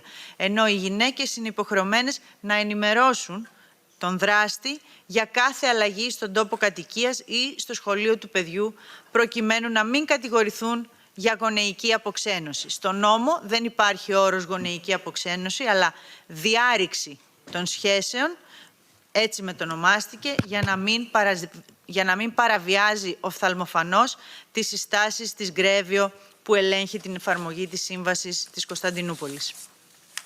Καθημερινά εκδίδονται δικαστικές αποφάσεις που κατά παράβαση των άρθρων 31, 26 και 45 της Σύμβασης της Κωνσταντινούπολης αρνούνται ή αποτυγχάνουν να λάβουν υπόψη την έκθεση παιδιών και γυναικών σε ενδοοικογενειακή βία και αδιαφορώντας για τον επιπρόσθετο κίνδυνο στον οποίο θα εκτεθούν εξαιτίας της εφαρμογής ακατάλληλων ρυθμίσεων γονικής μέριμνας, επιμέλειας και επικοινωνίας, παρέχουν στο δράστη απρόσκοπτη πρόσβαση στα θύματά του και έλεγχο της ζωής τους και μάλιστα χωρίς κανένα μέτρο για την προστασία και διασφάλιση του συμφέροντος του κάθε παιδιού, στο οποίο συμφέρον του παιδιού σίγουρα περιλαμβάνεται και η ασφάλεια της μητέρας του. Δυστυχώς, η σημερινή ηγεσία του Υπουργείου Δικαιοσύνης έχει αποδείξει ότι τάσεται ξεκάθαρα με μια τιμωρητική διάθεση απέναντι στις γυναίκες μητέρες που έχουν υποστεί έμφυλη και ενδοοικογενειακή βία και δεν υπολογίζει το βέλτιστο συμφέρον των παιδιών τους. Στον νόμο, λοιπόν, για την επιμέλεια τέκνων που ισχύει σήμερα, ισχύουν τα παρακάτω. Η από κοινού και εξίσου ασκούμενη γονική επιμέλεια είναι ο κανόνας και εφαρμόζεται εξ ορισμού σε όλα τα παιδιά κατά τον χωρισμό των γονέων τους.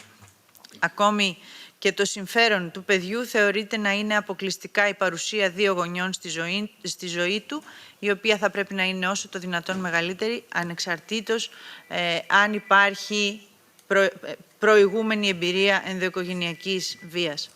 Ο όρος εναλλασσόμενη κατοικία, ενώ υπήρχε αρχικά στο προσχέδιο, εξαφανίστηκε από το κείμενο, αλλά επιβάλλεται έμεσα, καθώς ο νόμος προβλέπει ότι ο χρόνος που πρέπει ένα παιδί να βρίσκεται σε φυσική επαφή με τον γονέα με τον οποίο δεν διαμένει, τεκμέρεται στο 1/3 του συνολικού χρόνου επικοινωνίας, εκτός εάν αυτός ο γονέας ζητήσει μικρότερο χρόνο επικοινωνίας. Η ρήξη σχέσεων επίσης με τον άλλο γονέα και με τα μέλη της οικογένειάς του αντικατέστησε τον όρο γονική αποξένωση, ακριβώς για να μην κινεί αντιδράσεις. Η ενδοοικογενειακή βία αγνοείται εντελώς και τα θύματα, παιδιά και μη κακοποιητικοί γονείς, κυρίως μητέρες, εκτίθενται σε μεγαλύτερο κίνδυνο από ό,τι ήδη διέτρεχαν. Η πρώτη έκδοση του νομοσχεδίου, του προσχεδίου, δεν περιλάμβανε καμία απολύτως αναφορά στην ενδοοικογενειακή βία και μόνο μετά από έντονες διαμαρτυρίες των μη κυβερνητικών και γυναικείων οργανώσεων, η ενδοοικογενειακή βία εντάχθηκε τελικά στο νόμο, αλλά με εντελώς απαράδεκτο τρόπο. Τα γονικά δικαιώματα και η επαφή με το παιδί μπορούν να περιοριστούν ή να διακοπούν μόνο μετά την καταδίκη του γονέα για εγκλήματα της οικογένειας, βία ή εγκλήματα της σεξουαλικής ελευθερίας ή εγκλήματα οικονομικής εκμετάλλευσης της σεξουαλικής ζωής. Στην πραγματικότητα των ελληνικών δικαστηρίων αυτό σημαίνει ότι όλοι οι δράστες έχουν ανεμπόδιστη πρόσβαση σε όλα τα θύματά τους, μητέρες και παιδιά, για περισσότερα από 2 με 5 χρόνια. Επιπλέον, δεν είναι σαφές εάν η καταδίκη ενός πατέρα για ενδοοικογενειακή βία κατά της μητέρας ή κατά ενός παιδιού προβλέπεται ότι θα οδηγήσει σε περιορισμούς της επαφής του με όλα τα παιδιά. Άλλες προβληματικές πτυχές του ελληνικού νόμου, μέσω του οποίου η κοινή επιμέλεια κατέστη υποχρεωτική για όλα ανεξαιρέτως τα παιδιά στην Ελλάδα, είναι οι ακόλουθες. Το παιδί προσεγγίζεται από τη σκοπιά μιας βαθιά πατριαρχικής κοινωνίας, ως παθητικός δέκτης για την άσκηση των γονικών δικαιωμάτων και όχι ως κάτοχος το ίδιο δικαιωμάτων. Ενδεικτικά, ο νόμος αδιαφορεί για το συμφέρον του παιδιού, το οποίο δεν αξιολογείται για κάθε παιδί ξεχωριστά, αλλά θεωρείται ότι είναι αποκλειστικά η παρουσία 2 γονέων στη ζωή του για όλα τα παιδιά. Και έτσι επιβάλλει την από κοινού και εξίσου ασκούμενη γονική επιμέλεια ως κανόνα για όλα τα παιδιά. Επίσης, ο νόμος δυστυχώς δεν λαμβάνει υπόψη τη βούληση και την άποψη ή τη γνώμη του παιδιού παρά μόνο στην δικαστική διαδικασία. Επιπλέον, παρατηρούμε μια αυξανόμενη τάση των δραστών να κατηγορούν τις μητέρες επιζήσασες βίας για ψευδείς ισχυρισμούς ή ψευδείς καταγγελίες βίας εναντίον παιδιών, με στόχο να τα αποξενώσουν από τους πατεράδες. Και ακόμη χειρότερα, παρατηρούμε μια αυξανόμενη τάση δικαστικών αποφάσεων που αφαιρούν την επιμέλεια ή τη γονική μέριμνα των παιδιών από την κακοποιημένη μητέρα με το επιχείρημα της γονικής αποξένωσης, γιατί δέχονται τις κατηγορίες αυτές. Όλα τα παραπάνω είναι απαράδεκτο να συμβαίνουν σε μια χώρα που έχει κυρώσει τη Σύμβαση της Κωνσταντινούπολης και που διατείνεται κατά τα άλλα ότι παλεύει για την εξάλειψη της έμφυλης βίας. Η ομιλία μου σήμερα εδώ είναι και η αγωνία των θυμάτων της ενδοοικογενειακής βίας, γυναικών και παιδιών και όλων των γυναικείων οργανώσεων. Και επειδή σήμερα στην Ελλάδα βρισκόμαστε μπροστά και σε μια άλλη πολύ σοβαρή εξέλιξη, το Υπουργείο Δικαιοσύνης έχει συστήσει νέα νομοπαρασκευαστική επιτροπή για την αναμόρφωση του θεσμικού πλαισίου αντιμετώπισης της ενδοοικογενειακής βίας που ισχύει στην Ελλάδα από το 2006, με σκοπό, σύμφωνα με βάσιμες διαρροές, γιατί ακόμη και εμείς που είμαστε μέλη του Ελληνικού Κοινοβουλίου δεν έχουμε επίσημη ενημέρωση, σκοπό λοιπόν την νομοθετική αναγνώριση του όρου της γονεϊκής αποξένωσης. Θεωρούμε λοιπόν ότι σήμερα είναι πιο σημαντική από ποτέ η οδηγία που θα καταρτιστεί το επόμενο διάστημα από το Ευρωπαϊκό Κοινοβούλιο και θα προταθεί και στα Εθνικά Κοινοβούλια προς υιοθέτηση για να εξαλείψει σημερινές νομοθετικές τρευλώσεις και να συμβάλλει ουσιαστικά και αποτελεσματικά στην αντιμετώπιση και πρόληψη όλων των μορφών έμφυλης βίας.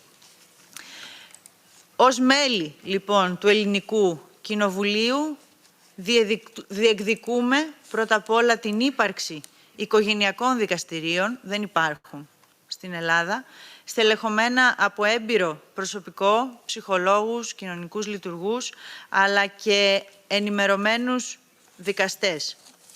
Την άμεση εφαρμογή του άρθρου 52 της Σύμβασης της Κωνσταντινούπολης για την έκδοση περιοριστικών όρων αμέσως μετά την καταγγελία ενδοοικογενειακής βίας για απομάκρυνση του δράστη από την οικογενειακή εστία και απαγόρευση προσέγγισης των θυμάτων, ώστε να δίνεται προτεραιότητα στην ασφάλεια των θυμάτων ή ατόμων που βρίσκονται σε κίνδυνο. Επίσης, διεκδικούμε την άμεση εφαρμογή των συστάσεων. Ξέρουμε ότι είναι μόνο συστάσεις, αλλά είναι πολύ σημαντικό να εφαρμοστούν οι συστάσεις της Γκρέβιο, που απαιτεί απαγόρευση της χρησιμοποίησης σε δικαστικό πλαίσιο ενιών και όρων που παραπέμπουν σε γονεϊκή αποξένωση του βίαιου γονέα, η οποία αποδίδεται στον μη βίαιο γονέα που καταγγέλει ενδοοικογενειακή βία και ζητάει προστασία. Εκπαίδευση δικαστών, δικαστριών, εισαγγελέων, πραγματογνωμόνων και κοινωνικών λειτουργών για τον τρόπο με τον οποίο οι δράστες ενδοοικογενειακής βίας χρησιμοποιούν το ενιολογικό κατασκεύασμα της γονεϊκής αποξένωσης, το οποίο έχει απορριφθεί από την επιστημονική κοινότητα εδώ και δεκαετίες, προκειμένου να αποδομήσουν τις καταγγελίες ενδοοικογενειακής βίας ως ψευδείς και να κατηγορήσουν τη μητέρα ως μη συνεργάσιμη και ακατάλληλη γονέα, η οποία ευθύνεται για την κακή σχέση ή την άρνηση του παιδιού να επικοινωνήσει με έναν βίαιο πατέρα. Απαρέγκλητη εφαρμογή του άρθρου 31 της Σύμβασης της Κωνσταντινούπολης σε όλες τις υποθέσεις οικογενειακού δικαίου, στις οποίες υπάρχουν ενδείξεις ή αναφορές για ύπαρξη ενδοοικογενειακής βίας, ανεξάρτητα από την ύπαρξη έγκλησης κατά του δράστη ή το στάδιο στο οποίο βρίσκεται η ποινική διαδικασία, σε συνδυασμό με τη λήψη μέτρων προστασίας των παιδιών, θυμάτων και μαρτύρων και της μητέρας τους. Γιατί το μέλλον που πρέπει να φτιάξουμε πρέπει να είναι μια ζωή χωρίς βία για όλα τα παιδιά. Σας ευχαριστώ.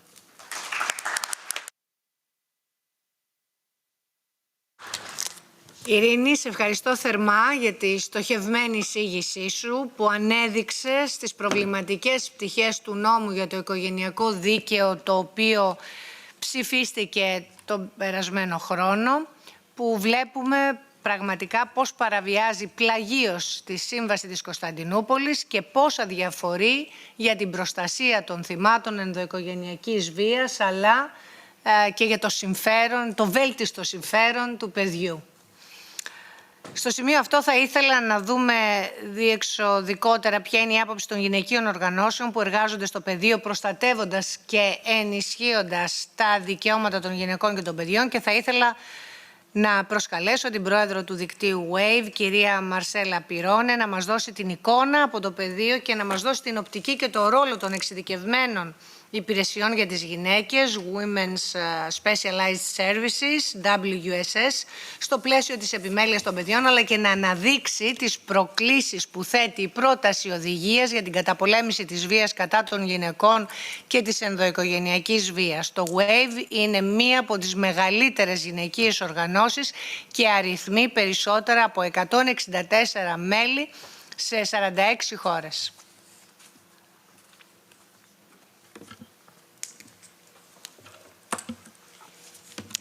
Thank you very much, Madame Ms. Kountoura. I really thank you personally and in the name of WAVE, because we know your very great commitment and important commitment on the issues of violence against women and domestic violence. And this made this event possible today. I feel very honored to be able to participate and represent the vast world of women NGOs active in the field, all the members of the European network WAVE, and I thank all the speakers and those who participate.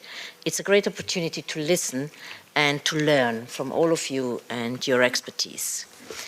The fertile encounter between politics, institutions, and the women's civil society is crucial in order to tackle such global serious problems, and today's event is a very good example for this. The contamination between our practices of feminist activism in the field of the human rights of women and their children, our passion and competence, our ability in our everyday work at the forefront to give voice to every single woman and child who asks for a life free from male violence and gender-based violence, our strong advocacy effort. This contamination with the responsibilities and competences of committed policymakers and national and international institutions has in the past and today brought visible result. Today's civil society, feminist society, is more and more competent and active in its advocacy in front of all national and international institutions and human rights mechanisms and courts, and in coalition and in cooperation with politicians. Women WAVE, the Women Against Violence Europe network, represents, as has been said, 164 members and with more than 1,600 women specialist services in 46 European countries, and strongly believes in civil society role and strongly strives for ever better responses to violence against women and girls and domestic violence.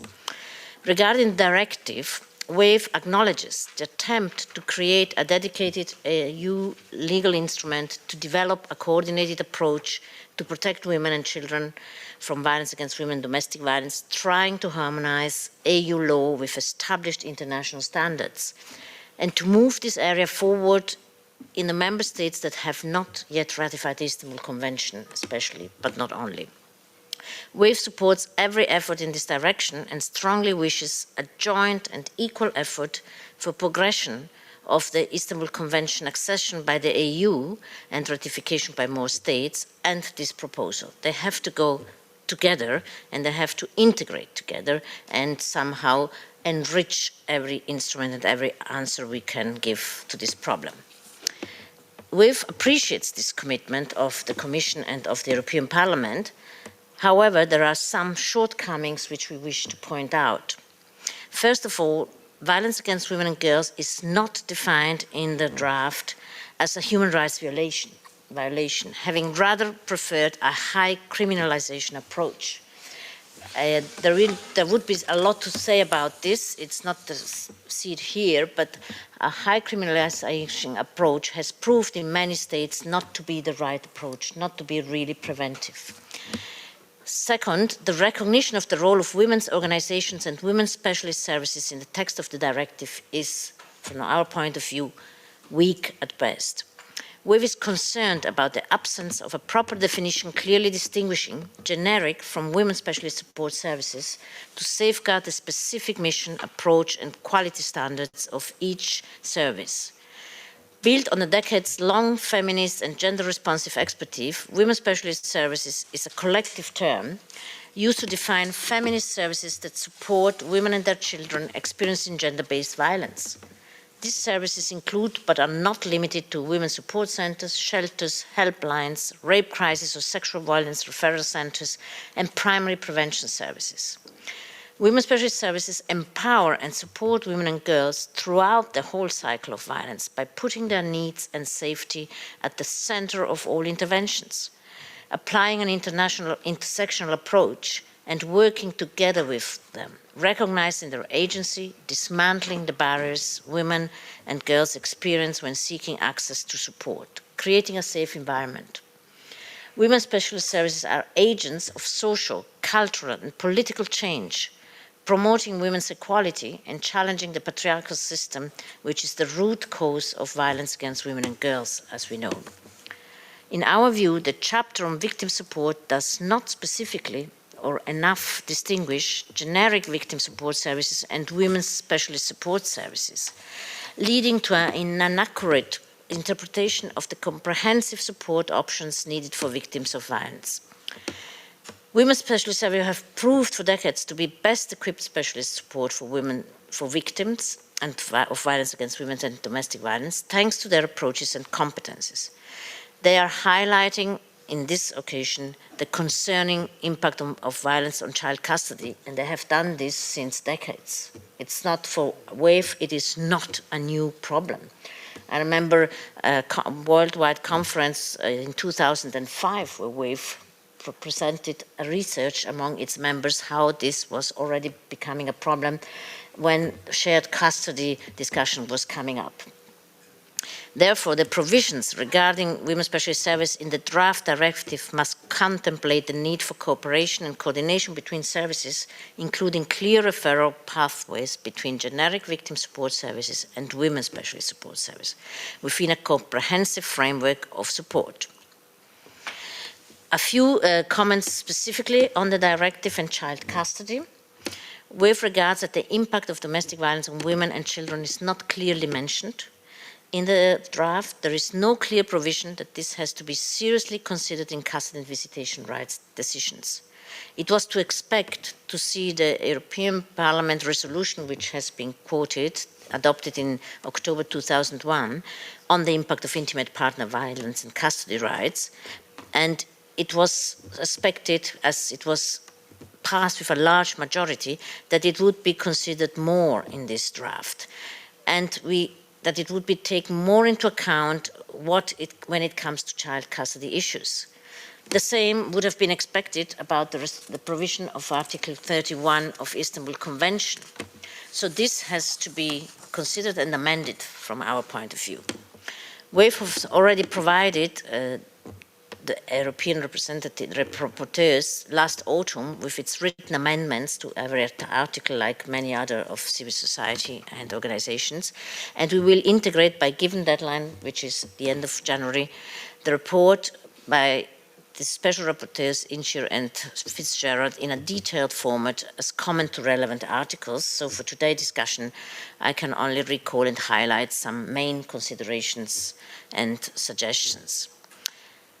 We have to consider the continuum of violence. Intimate partners violence and violence against children are interlinked phenomena, as we heard. Child custody, access, contact, and visitation arrangement are often the only way for the abuser to maintain control of the victim after separation or divorce.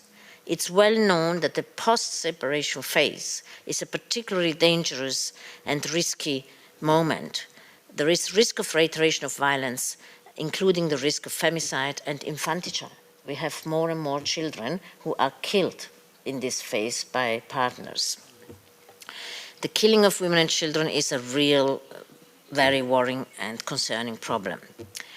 WAVE therefore highlights the need to include in the preventions chapter of the directive an explicit provision establishing the link between violence against women and domestic violence and child custody, as well as visitation rights, as part of the protection, support and prevention measures. A provision of which should oblige the member state to ensure that violence by an intimate partner is a factor to be considered when determining custody and visitation rights. We have heard best interest of the child, protection of women and children from violence and best interest of the child must be paramount, as we hear from Istanbul Convention, from UN Convention of the Rights of the Child, and should always take precedence over other criteria when establishing the arrangement for custody and visitation rights.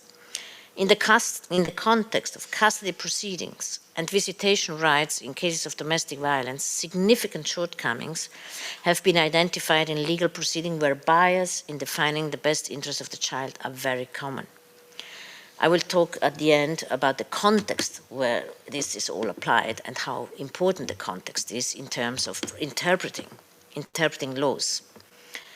More precisely, state parties tend to prioritize maintaining contact with both parents, as we heard, at all costs, regardless of the violence children have witnessed. Disregarding experiences and needs of children who suffer physical and psychological harm is a serious breach of children's fundamental rights. The failure to recognize and address incidents of domestic violence in determining child custody and visitation rights is a violation of the right of women and children to life without violence, and it's incompatible with the best interests of the child. The history of violence in partnership has to be considered. It has to be guaranteed that the custody and visitation rights do not jeopardize the rights and safety of the victims, both the non-abusive parent and the children. This should ground the basis for making, reviewing, and executing related decisions on child custody and visitations decisions. We can never repeat that enough. The best interest of the child principle should be interpreted in the context of rights, safety, and protection of the victim. The right to live in a safe and peaceful environment should be directly linked with women's rights to live from violence. We've also, and we have heard now with concern what is happening in Greece, but it's not only Greece, opposes to mandatory shared custody, as each case has to be ruled individually based on what is the best interest of the child. That's the task, that's the duty of whoever takes care and decides about custody. They have to look at the single situation. They have to examine with competence what is the proper situation. They can't go on with mandatory general shared custody without checking, especially when women and the mothers are really alarming all the authorities. So it is defined that this best interest of the child has to be interpreted as defined in the UN Convention on the Rights of the Child. And we have all to make a big effort, and we will see about what is meant also with risk assessment in terms of common effort. Even more, this has to be done in cases with a history or an indication of violence, shared custody decisions should be postponed until adequate investigation and adequate risk assessment has been carried out. Safeguards for the best interest of children, the directive provides for the possibility of, and it has to do it more strongly, the possibility of adjusting, restricting or withdrawing parental responsibility in cases of violence against women, if necessary, of an emergency basis. The directive should ensure that the views of the child are given due weight in relation to such custody or access rights. Member States shall establish and maintain safe places for safe contact between a child and the holder of parental responsibility, who is perpetrator or suspected perpetrator of violence, insofar as the latter has access rights. And we were very concerned about the wording in the draft, where there is, where we find again the right of the parent, instead of talking about the right of the child to a safe parent. So a concept which we had fought against for decades and who had been finally cancelled now is coming up again in a European draft. This is really concerning. Risk assessment is very, very important, and in order to ensure comprehensive and appropriate support and protection to victims, a standardized approach to risk assessment that promotes a shared understanding of risk across the system and a common language to communicate risk must be adopted. All competent authorities should be involved in assessing the risk for victims, including the consideration that suspects charged with minor offences are as likely to be dangerous as those charged with more severe offences. There can't be, again, an automatic mechanism, especially when we are in cases of domestic violence and stalking. Specialized training, we have to be very careful, it has been mentioned today. Specialized training for frontline professionals on the use of risk assessment is essential, but not only. The training has to be generally in increasing the competence on the problem of domestic violence and violence against women, because it has its dynamics and its mechanism, and it has to be recognized in time and duly. Multi-institutional training, training by a variety of institutions and civil society experts. This is very important. There has to be more points of view. We have to diminish the risk of influence of lobby groups in the trainings, which we have seen increasing more and more by certain movements. Trainings must become mandatory and stable for all personnel in justice, in law enforcement, in forensic, in psychological, social services, and healthcare professionals. Only this way certain bias can be prevented. The increase, for example, the increase of the use, assertion, acceptance of non-scientific theories and concepts in custody cases which punish mothers who attempt to report cases of child abuse or gender-based violence by preventing them from obtaining custody or by restricting their parental rights. I will conclude by talking about the context this draft is coming, and why I want to do this is because every law, even if it's the best written law, has to be implemented and will be effective depending on the cultural and the competence ground it is implemented to. Otherwise, in the best interest of the child is a very good example, everyone can interpret what is best in its own interest. And so the best interest of the child can be interpreted as its best interest by a perpetrator as well as by a parent who cares for the child. So we have to consider the context, which is now, and that makes us understand better why WAVE fears that there might be the danger of a failure in the implementation and effective protection for women in situations of violence, even with this directive, if we are not really working together and working on the culture and training. Starting what we have heard till now, with NETBO can only confirm strongly, with more than its 30 years of experience, what, and I'm allow myself to quote the estimate, Special Rapporteur Alsalem, because I really recommend to read what has been written in the introduction of the call which in December was sent out by the Special Rapporteur, because those few pages are very, very effectively describing what women and children have to go through. We've absolutely can confirm all this, and it was also, as we have heard, voiced already 2019 by the platform of these independent experts. It is describing very clearly the ordeal that women and children have to go through on their long and arduous path out of an abusive relationship with a violent partner and father. So it's not only coming what is described there, and I want to stress this out, from biased women and feminist association. It's evidence-based, it's coming from an international special rapporteur, international guaranteed mechanism, and it's really referring to cases, researches worldwide, and illustrating with great precision and competence the many aspects of this problem.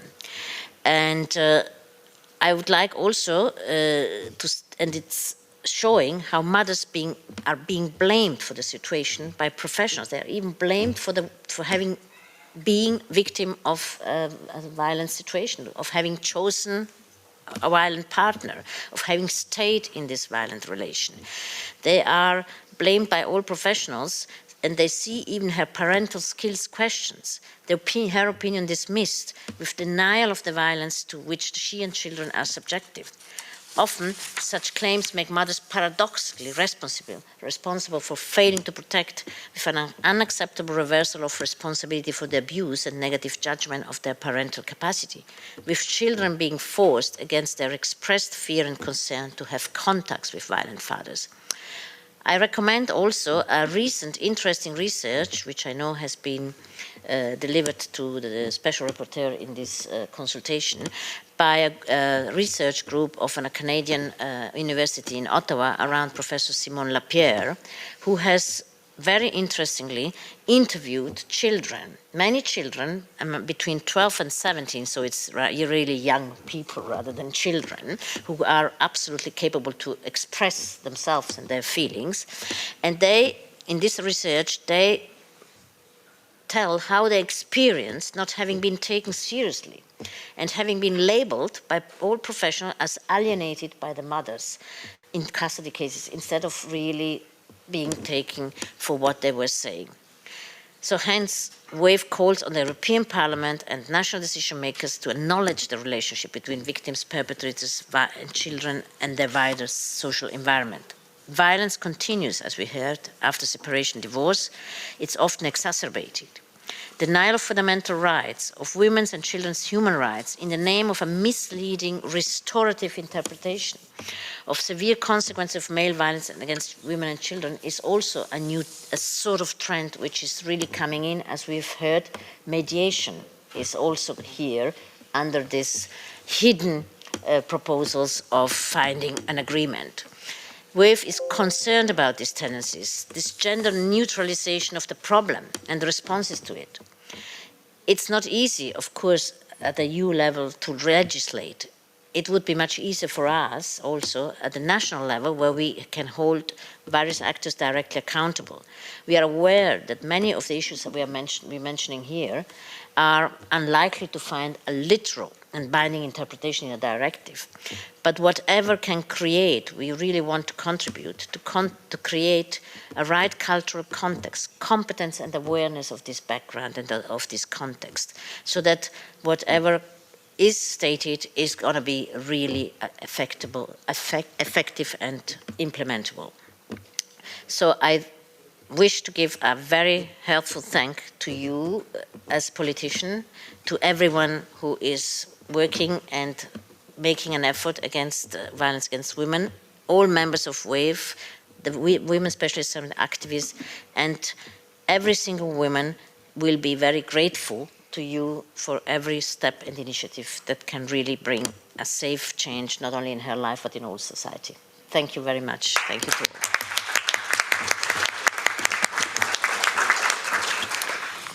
Κυρία Πυρών, ευχαριστώ θερμά για αυτή τη στοχευμένη εισήγησή σας, αλλά και για τις επισημάνσεις σας στις αδυναμίες της οδηγίας και ο στόχος μας είναι πραγματικά να τη βελτιώσουμε με τις αναγκαίες τροπολογίες έτσι ώστε να έχουμε την αποτελεσματική προστασία των γυναικών και των παιδιών από την έμφυλη βία, από την ενδοοικογενειακή βία και αυτό είναι το ζητούμενο. Ευχαριστώ πολύ. Θα ήθελα να πω ένα μεγάλο ευχαριστώ και στους συναδέλφους που παρευρίσκονται, τον κύριο Γεωργούλη, τον κύριο Κόκαλη, τον κύριο Αρβανίτη, αλλά και τον κύριο Παπαδημούλη, που με τίμησαν με την παρουσία τους. Σε αυτό το σημείο θα ήθελα να καλέσω την πρόεδρο του Ευρωπαϊκού Λόμπι Γυναικών, EWL, κυρία Ρέκα Σαφράνη, να μας αναλύσει τα κενά που παρουσιάζει η πρόταση οδηγίας για την ασφάλεια των παιδιών. Κενά που πιστεύω ότι δεν συμμορφώνονται με τα πρότυπα της Σύμβασης της Κωνσταντινούπολης για την επιμέλεια και για τα δικαιώματα επίσκεψης και ιδιαίτερα με το άρθρο 31. Αλλά και να μας αναλύσει τις κακές πρακτικές αναγκαστικών επισκέψεων σε περιπτώσεις ενδοσυντροφικής βίας στα κράτη-μέλη και στις μοιραίες συνέπειες που έχουν στις γυναίκες θύματα και τα παιδιά τους. Το Ευρωπαϊκό Λόμπι Γυναικών, η EWL, είναι η μεγαλύτερη οργάνωση ομπρέλα γυναικείων ενώσεων στην Ευρωπαϊκή Ένωση και εκπροσωπεί συνολικά περισσότερες από 2.000 οργανώσεις. Εργάζεται για την προώθηση των δικαιωμάτων των γυναικών και της ισότητας μεταξύ γυναικών και ανδρών. Κυρία Σαφράνη, έχετε το λόγο. Thank you very much for the invitation and for the work and the commitment that you, Ms. Kountoura, are doing to highlight the issue of custody and children's rights. And I am honored to be able to present our observations and our recommendations to you. And I think this is a great opportunity to make a clear statement on the need to strengthen the safety of women and children as victims of domestic violence together. The EWL, and thank you for introducing us, has an observatory on violence against women, and it is an outstanding and unique structure in Europe, we think, counting more than 25 years of experience. The observatory brings together a dynamic group of women who have extensive experience both from the field and they are also professionals, frontline NGO activists and so on, coming from different countries, acting as a watchdog of policy development and also alerting to the rise of burning issues in Europe. They are highly involved in developing proposals to improve the European Commission proposal for a directive on combating violence against women and domestic violence, a directive that comes after many years of advocacy from different women's organizations across Europe. The EWL warmly welcomes the draft resolution also by the two co-rapporteurs from LIBE and from FEM committees, so Ms. Frances Fitzgerald and Evelyn Inchier. And we think they have made an outstanding effort to enhance the proposal and ensure that key forms of sexual exploitation that are not in the original text are also included in the proposal and adequately addressed. As for example, sexual exploitation for the prostitution of others and for forced sterilization. They have also made an effort to reinforce the proposal in order to give better response to the specific needs of women and as victims of domestic violence. However, the current proposal needs to be enhanced, we think, when it comes to custody and visitation rights and the safety of children and victims of intimate partner violence. As we have heard already, Article 31 of the Istanbul Convention clearly mandates states to ensure the incidents of violence that should be taken into account in the determination of custody and visitation rights, and that the exercise of any visitation or custody rights should not jeopardize the rights and safety of the victim and her children. The right of every child to maintain contact with both parents should be restricted if necessary in the best interests of the child. And we are quite clear about that. However, the proposal for a directive at the moment does only request member states to establish places where offenders can have a safe contact with children, as in Article 24. This is highly problematic in our view, as it cannot be considered on its own the only solution to the problem of children's safety. As a standalone article, it reads as if member states were expected to make the effort to ensure the rights of access to the abuser, despite safety concerns. For the EWL, it's clear that where there is a reasonable doubt concerning the safety of the child, from both a physical and emotional perspective, visiting rights and custody rights should be suspended as a general rule. It is not safe for a child to meet an abuser, no matter if this abuser is his or her parent or not. Let's remember that there are cases of children who were fatally killed during so-called supervised meetings. The current proposal for a directive therefore misses the opportunity to promote a common approach at EU level that ensures that criminal proceedings are not dealt with completely separately from custody proceedings, and that risk factors are taken seriously into account on individual basis. In 2021, the EWL Observatory experts collected examples of gaps and widespread bad practices across the EU, neglecting the obligations in Article 31 of the Convention when it comes to the safety of victims and children. There are far too many examples of countries that have introduced or attempted to introduce mandatory shared custody, specific criminal offenses on obstructing visitation, which often apply to mothers, or mandatory mediation for parents, as we have heard before. None of them considering the history of domestic violence. They have also established forced visitation against the wishes of the child. They have also established use of non-valid parental alienation syndrome, as we have heard, to deny or undermine the violence and to instead shift the focus on the woman and blame her for turning the child against the abuser. They have also introduced cases of murderers getting custody rights over the orphan child and even pension rights. And worse, that there are far too many examples of fatal cases of femicide and infanticide all over the EU that are alerting us to the urgent need to act in this field. The current text proposed by the directive acknowledges that, and I quote the text of the proposal for a directive, "It is necessary to lay down a comprehensive set of rules which addresses the persisting problem of violence against women and domestic violence in a targeted manner and caters to the specific needs of victims of such violence." Women's organizations now count on the European Parliament to ensure that the recommendations, its resolution adopted on the 6th of October in 2021, are taken on board of the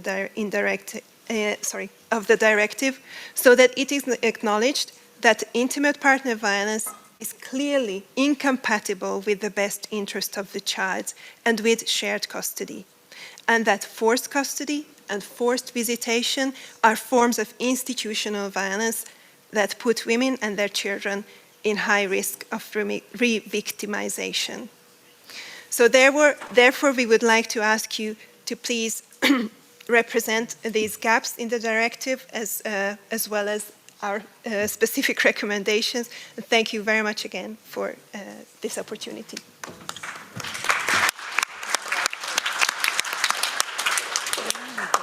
Ευχαριστώ πολύ την Πρόεδρο του Ευρωπαϊκού Λόμπι για τις κέρυες επισημάνσεις της. Δυστυχώς από όλες τις ομιλήτριες είδαμε ότι οι γυναίκες που καταγγέλουν τη βία συχνά αντιμετωπίζουν πάρα πολλά προβλήματα εξαιτίας των προκαταλήψεων, των έμφυλων στερεοτύπων, αλλά και τη δυσπιστία των κρατικών δικαστικών αξιωματούχων, και τα εμπόδια αυτά και οι δυσκολίες στην απονομή δικαιοσύνης πολύ συχνά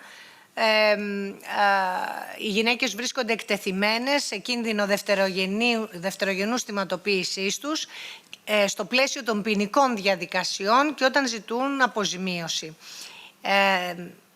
Και πολλές φορές βλέπουμε ότι όχι μόνο δεν εμποδίζει τον θήτη να συνεχίσει την κακοποίηση, αλλά αντιθέτως τον διευκολύνει και του παρέχει ανεμπόδιστη πρόσβαση στα θύματά του και τη δυνατότητα ελέγχου της ζωής τους. Γι' αυτό το λόγο, όπως και οι ομιλήτριες, έτσι και εγώ, πιστεύω ότι πρέπει να δημιουργηθούν θεσμοί εξειδικευμένων δικαστηρίων με εξειδικευμένους δικαστές, όπου με την υποστήριξη ειδικών επιστημόνων, ψυχολόγων, παιδοψυχολόγων θα αναλαμβάνουν να εκδικάζουν υποθέσεις οικογενειακού δικαίου και να προβλεφθεί και αυτή η υποχρεωτική εκπαίδευση του δικαστικού, αστυνομικού και ιατροδικαστικού προσωπικού για όλες τις μορφές βίας και τους μηχανισμούς της.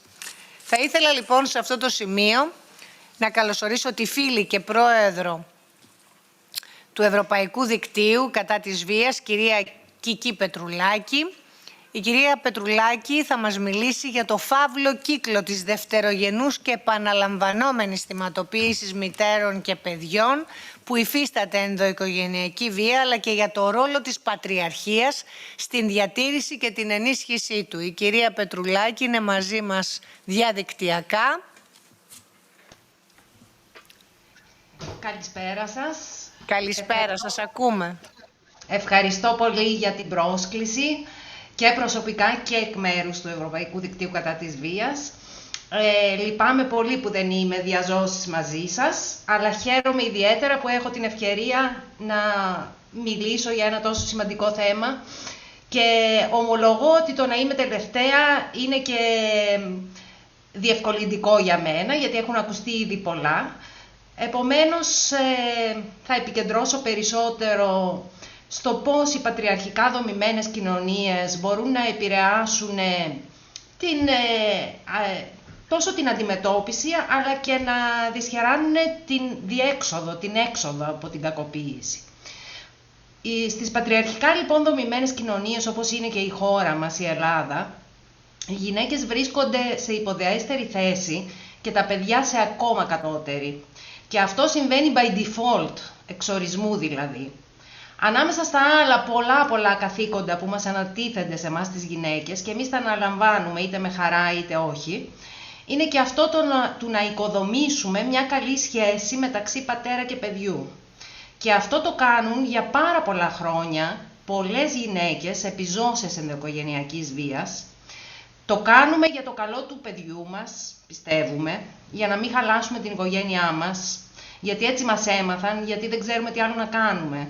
Και στο τέλος καταλήγουμε να απαιτούν από μας να συνεχίσουμε να το κάνουμε ακόμη και μετά τη διάσταση, μετά το διαζύγιο, και ας έγινε αυτό εξαιτίας ενδοοικογενειακής βίας. Αλλιώς, στη χώρα μας τουλάχιστον, κινδυνεύουμε πλέον να μας κατηγορήσουν ως αποξενότριες, ότι εμείς κακοποιούμε το παιδί μας, άρα είμαστε και κατάλληλες για να ασκούμε τη γονική μεριμνά του. Αυτά τα έμφυλα στερεότυπα διατρέχουν την κοινωνία μας οριζόντια και επομένως δεν μας εκπλήσει καθόλου που τα συναντάμε και σε δικαστές-δικάστριες, σε αστυνομικούς, αλλά ακόμα και σε κοινωνικούς λειτουργούς και ειδικούς ψυχικής υγείας, στις και στους οποίους όμως ανατίθενται από τη δικαιοσύνη πραγματογνωμοσύνες και κοινωνικές έρευνες με ό,τι συνέπειες αυτές επιφέρουν σε γυναίκες και παιδιά. Δεν μας εκπλήσει όταν παρισφραίουν στους νόμους της χώρας μας και στις διαδικασίες που υποτίθεται ότι τις χαράσουμε για να προστατεύσουμε και να υποστηρίξουμε τα θύματα και να μειώσουμε τις διακρίσεις. Δεν μας εκπλήσει γιατί κατανοούμε γιατί συμβαίνει. Αυτό όμως δεν σημαίνει πως το αποδεχόμαστε, σημαίνει το ακριβώς αντίθετο. Δεν το αποδεχόμαστε γιατί ξέρουμε ότι δεν συμβαίνει κατά λάθος, αλλά με μια συγκεκριμένη σκοπιμότητα. Σε αυτές τις πατριαρχικά δομημένες κοινωνίες έχουμε μεγαλύτερη ανάγκη τις διεθνείς συμβάσεις, τις οδηγίες, γιατί όχι και ένα κανονισμό στο μέλλον. Όμως χρειαζόμαστε την εφαρμογή τους και όχι την απλή μεταγραφή τους στο χαρτί. Γιατί στις πατριαρχικά δομημένες κοινωνίες όπως είναι η ελληνική συμβαίνουν πράγματα όπως κάποιες από τις πιο συχνές μορφές της ενδοοικογενειακής βίας δεν αποτελούν καν ποινικό αδίκημα, όπως είναι ο ακραίος έλεγχος, το coercive control, που είναι η συχνότερη μορφή ψυχολογικής κακοποίησης, ή αποτελούν ποινικό αδίκημα αλλά δεν διώκονται, όπως είναι η έκθεση των παιδιών στην κακοποίηση της μητέρας τους. Ή δεν διώκονται ως ενδοοικογενειακή βία, όπως είναι η εξύβριση και η οικονομική βία, οι οποίες, επειδή δεν περιλαμβάνονται στον ειδικό νόμο που έχει η χώρα μας ως μορφές κακοποίησης, όταν καταγγέλλονται δεν συνδέονται με τον νόμο της ενδοοικογενειακής. Σε κοινωνίες σαν τη δική μας φτιάχνουμε το 2021 και όχι έναν αιώνα πριν νόμους που φροντίζουν για τη διατήρηση της πατρικής εξουσίας πάση θυσία, δίνοντας by default συνεπιμέλεια και δικαιώματα επικοινωνίας και φυσικής επαφής σε όλους τους γονείς για τουλάχιστον το 1/3 του χρόνου του παιδιού, εκτός αν ο γονιός δεν το θέλει, αδιαφορώντας για το συμφέρον του ίδιου του παιδιού. Γιατί στην πατριαρχικά δομημένη κοινωνία μας τα παιδιά τα θεωρούμε κτήματα και όχι φορείς δικαιωμάτων. Την ενδοοικογενειακή βία τη θεωρούμε έγκλημα μόνο μετά τη γυναικοκτονία. Αλλά και σε αυτή την περίπτωση σχεδόν ποτέ δεν αφαιρούμε τη γονική μέριμνα από το γυναικοκτόνο και ποτέ δεν έχει ασκηθεί δίωξη στο γυναικοκτόνο για την κακοποίηση του ίδιου του παιδιού που θεωρείται θύμα ενδοοικογενειακής βίας στον ελληνικό νόμο. Ούτε καν στην υπόθεση της Καρολάιν δεν ασκήθηκε δίωξη για την κακοποίηση του μωρού που τοποθετήθηκε πάνω στην νεκρή μητέρα. Πραγματικά φαίνεται πως στην κοινωνία μας πιστεύουμε σήμερα το 2023 πως ένας άντρας που κακοποιεί τη γυναίκα του μπορεί να είναι και καλός πατέρας. Και έτσι καταλήγουμε στις αποφάσεις που είπε και η κυρία Γαθοπούλου πριν, να δίνουν τα παιδιά σε κακοποιητές που έχουν καταδικαστεί κιόλας. Στις πατριαρχικά δομημένες κοινωνίες δεν έχουμε διακριτό σύστημα προστασίας παιδιών και συχνά δεν καταλαβαίνουμε καν τι είναι αυτό. Το Child Protection Services που έχουν άλλες χώρες, στην Ελλάδα αφορά μόνο στα παιδιά που ζουν σε ιδρύματα και όχι στο γενικό πληθυσμό των παιδιών. Την τύχη των παιδιών του γενικού πληθυσμού θα τη διαχειριστεί ένας ή μία εισαγγελέας, ίσως αν ενημερωθεί και αν έχει το χρόνο να ασχοληθεί. Φυσικά δεν έχουμε θεσμό εποπτευόμενων επισκέψεων, γιατί και αυτό ανατίθεται σε ποιον άλλον, στη μητέρα. Στις πατριαρχικά δομημένες κοινωνίες προσεγγίζουμε την επιζώσα με δυσπιστία. Υποπτευόμαστε ότι οι καταγγελίες που κάνει είναι ψευδείς. Την ενοχοποιούμε, αναζητώντας τη δική της ευθύνη στην κακοποίησή της και στην κακοποίηση των παιδιών της. Γι' αυτό και την υποχρεώνουμε να συμμετέχει σε διαδικασίες διαμεσολάβησης και στην Ελλάδα έχουμε και ποινικές και προσφάτως και αστικές διαδικασίες διαμεσολάβησης. Γιατί τη θεωρούμε συνυπεύθυνη. Θεωρούμε ότι η ενδοοικογενειακή βία είναι ένας καυγάς στο ζευγάρι και αποτυγχάνουμε να αντιληφθούμε την ανισορροπία της ισχύως και τον κίνδυνο στον οποίο εκθέτουμε μητέρες και παιδιά με τους νόμους που πρόσφατα ψηφίσαμε. Δεν συμβαίνει όμως το ίδιο με τους δράστες, δεν είμαστε το ίδιο καχύποπτοι και καχύποπτες μαζί τους, οι οποίοι εργαλειοποιούν το δικαστικό σύστημα εναντίον της επιζώσας και των ίδιων των παιδιών τους. Χρησιμοποιούν το ποινικό δίκαιο. Μόλις αυτή κάνει τη μήνυση για την ενδοοικογενειακή βία, εκείνοι θα κάνουν αντιμήνυση για ενδοοικογενειακή. Μήνυση για συκοφαντική δυσφήμιση, για ψευδή καταμήνυση, για αρπαγή των παιδιών, για έκθεσή τους σε κίνδυνο. Θα μηνύσουν τα μέλη της οικογένειάς τους και τους μάρτυρες που προσπαθούν να βοηθήσουν. Έχει αρχίσει να γίνεται μια μορφή slap και πρέπει να αρχίσει να αντιμετωπίζεται. Η πρότασή μας είναι να διερευνώνται και να τιμωρούνται οι καταγγελίες που αποδεικνύονται ψευδείς. Στο αστικό δίκαιο, το οικογενειακό, με την πρόσφατη τροποποίηση, οι προσφυλείς έννοιες, ακούστηκαν και πριν, είναι γονική αποξένωση και ψευδής καταγγελία. Αυτό έχει αρχίσει και εμφανίζεται σε δικόγραφα και δικαστικές αποφάσεις όλο και περισσότερο και έχουν αρχίσει και αφαιρούνται η γονική μέριμνα από τη μη βίαιη μητέρα και να δίνεται στο βίαιο πατέρα.